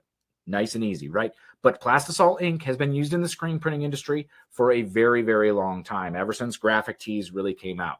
It is plastic-based, so it moves and flexes with the t-shirt. Feels very, very nice and lightweight on the garment, but it is one color per shirt. Like this Shady Creek design that we see in the background right there, that's 2 colors. So we need one screen for orange, one screen for green. And then we actually push ink through the screen, like through a stencil, and then essentially that leaves that color behind. But you can't do like gradients or really, really fine detail because it is an actual ink, right? Now, direct to film is more like the printer that you have at home on a desk. I don't really know a lot of people who have printers at home anymore, but essentially like the printer you have at home, it prints with CMYK inks. So it's a process color. So it's a process print. CMYK, all of them together make black, or I guess black's in there. So cyan, yellow, magenta, key, or black. When you add them all together, it's black. When you remove all of them, it's white, right? So that's essentially how direct-to-garment is printing. Now, however, direct-to-garment is printed on I do have one right here. So I have a direct-to-garment print right here. So you can see on one side, this is on the carrier, of course. It's printed on a plastic carrier. We have our full color image, right? A lot of colors in this image, a lot of fine details. This is 1, 2, 3, 4, 5 colors. So if I was going to do this, like this is pretty expensive with a screen print, although I could do it. Oh, in white. So 6 colors, right? So really expensive. However, this is printed on a carrier. It's a digital process, 6 cents a square inch. So all of this design probably cost, I don't know, $7 or $8, right? Because it's a fixed price. But instead of being printed on a substrate in that CMYK, like your home printer prints on white, this actually prints white behind all of these colors. So on one side, we have the colors. On one side, this is the side that's going to get pressed to the garment, is white. So all of these colors stay nice, bright, white, and opaque. Again, no weeding like with vinyl. No having to print anything yourself. And then we would just press this for 290 degrees for 15 seconds, all set, ready to go. So you can see all of this other artwork. I don't want to be wrinkling this carrier and blowing it out, but you can see there's all of these fine texts, fine details, right? And everything in there. That one's upside down. But you can do all of this nice detail and all of the fine colors, everything like that with direct-to-film. But it's a process print. So you can't like guarantee. You can't say like CMYK. You can't be like, I want this exact super, super bright, whatever this bubblegum pink is, right? Doesn't look as bright. It looks pretty bright when I have it oriented, right? But I want this like super, super bright pink. Can't guarantee it. With a spot color, this is the exact color that you're going to get. There is no variance. This is the color. You're going to pick this ink color, and it's going to be that ink color, right? So the same thing is like with all of those designs in there, somebody says like, well, like the example that we did in Easy View, right? Like I need a red ink because we're actually going to be printing on a white shirt instead of white ink on a red shirt. Like, all right, here's the red inks I have available. And they're like, oh yeah, this one's exactly what I want. So it takes the guesswork out of that, right? Even for yourself, when you're like, I want to do like a nice tone on tone. I'm wearing a green shirt right now, right? So let's do a nice tone on tone. I want to find my green page in here and pull all of my green inks out. So I actually have 2 green ink pages. I want to do a tone on tone, so it's like kind of dark on me, but it looks pretty good. So I know that dark green is like the exact same color of my shirt. So I don't want to do that. So something more maybe in this like jag green. We could just fold this, hold it up. Oh yeah, that would look pretty rad. Stand out enough, but still be kind of subtle and still green right there. Boom. All you need, right? But that's why this color selector swatch book, this is $20 by itself, right? If you guys are designers or know anything about Pantone, Pantone has books like this, right? And it's real. It's printed on paper, but it's real Pantone inks, right? So a big old book like this, these are like $200, $20 for one of these, or $35 in this kit gets you this, the book, all of the t-shirt, all of the transfers and everything too. You get the application guide. You get $15 off your first order. So $15 off $30. Now we're looking at $20. That's the price of the color selector swatch book by itself, right? Whole bunch of cool stuff in there. And you get a t-shirt, so you could start applying right away. It's normally $49. It's a steal for $49. I don't know how, but again, we're not making money off this kit. It's built to help you out, right? So lots and lots of stuff in there to help your business succeed. Very special for you guys hanging out with me for 2 hours. I appreciate you guys hanging out. I hope this was super, super valuable. And if you have any questions, please stay in touch. We are always here to help. TransferExpress.com, info@transferexpress.com. If you want to email, reach out. 1-800-622-2280. All pretty much Monday through Friday, 8 a.m. to 6 p.m. Eastern. We're available. You could give us a call. You could live chat on the website as well. Visit us at the trade shows, social media, Transfer Express on Instagram, YouTube, TikTok. We have way too much fun on TikTok. But yeah, if you ask any questions, you're watching a video, a question pops into your head, just comment on the YouTube video. And I will be there to answer you within 24 hours. I guarantee it. I'll answer those. Follow us everywhere. The blog at transferexpress.com has some great information as well. And yes, thank you guys for really, really hanging out. I'll hang out here for just a couple more minutes. If anybody has some last questions that I didn't get to answer or Mike didn't get to answer. But guys, I hope you are like super equipped, ready to start and ready to get going with your t-shirt business.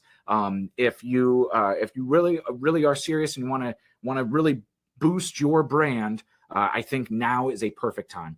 People will say like, it's saturated. There's so many people apparel decorating, but like, no, everybody thought it was saturated before the pandemic. And I've seen so many people come in since the pandemic, see so much success that they've quit their full-time jobs. And now they're living the life like that they've always wanted to be, in control of their own goals, in control of their own dreams. And I want to be here to empower you, to help you do that too, right? Everything I could do with the powers that I have here at Transfer Express, the resources. If it's like something as simple as like, I don't know if this will print on this jacket, we'll test it for you, right? I'll make a video, because if you have that question, odds are somebody else does, and I want to help as absolute much as I can. DM Salomon, absolutely, super happy to help. Thank you for coming. Lisa says mockups. How do I use them for Facebook for my pre-sales? So great question. So you take those mockups, save your design out in the EasyView Online Designer, mock it up on apparel, and then just post it. Post it on social media. Ask your audience a question about it. Like, hey, what would you guys pay for these? Or, hey, would you like to see what, just ask some kind of question to spur some engagement on pricing, or, hey, click this link and then look how many people click the link to learn more, right?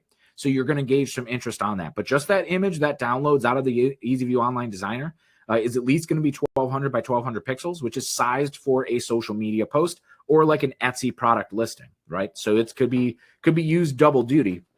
And just a great way to see if there's interest. Maybe you don't want to actually like have somebody interact with it, but you just want to see how many likes it gets. Like it gets like a couple likes, like, all right, people are maybe into it. If it gets a ton of likes, you're like, okay, I absolutely need to order this one now. And then you go back to the designer, order those transfers, and get ready for the flood of sales coming in when you put that product listing up there, right? Because usually a lot of times, like we do it all the time for shows. We'll go to shows here at Transfer Express. We'll post a image to our followers and say, hey, we just did it. I saw the other day. We're going to Graphics Pro Indy. What shirt design should we bring? And have people vote on it. And then people vote on it. And then we pick the winner. Then we go and bring that shirt. And that's what we print for free at the booth when you come to see us at Graphics Pro Indy or ASI Chicago or anything in there. So Cheryl, missed the site for mockups. It's transferexpress.com and click on order transfer. Since we just have a few of us probably still left in here. This is our online designer session. So essentially, I'm just going to click transferexpress.com here. Click order transfers, goes into the online designer. So you can pull in any of these layouts. I'm just going to do it real quick here. Let's just pull in this golfing guy, right? So we're going to pull in the golf guy. Let's say our apparel is like a charcoal gray or something. So we can see it. That one looks a little weird. I don't want to change any colors here. We'll just go with cement. So we could click mock up here on the left-hand side in the designer. Say use apparel or browse stock. So say it's just going on a heather gray shirt. I could grab this one or maybe a white shirt just so I could see it. Let's clear this watermark. We could clear the watermark, or you could customize it to be whatever you want your business to be. We'll grab this one and just say it's going to be a full left chest or full center front or something like that. Then boom, right there, we could download this. Transferexpress.com. This is all free to use for you, but you can't like download the artwork from it. You will have to use a screen print transfer, a digital transfer that you order right through that. We're able to create our own screen print transfer and you print them. And Melissa, that's what we do. You send us your artwork, we print the transfer. So do all the messy work, all of the crazy mess, the emulsion, ink, screens, all that stuff, squeegee durometer, if it's off contact, is the dryer at the right temperature, all that stuff we take care of. So you just get sent, you send us your art, we send you ready to apply transfers that you designed online or you uploaded your own art. Really nice and easy to do that. Cheryl, throw in the fire emojis and a thumbs up. Love it. Let's see. I think that's going to be it. We got everybody in here. Guys, thanks so much for hanging out. And until next time, happy pressing. We'll see you, okay? Take care. And any questions, feel free to reach out at any time. And if we missed anything in here, we'll reach out. So thanks, guys. Have a great afternoon.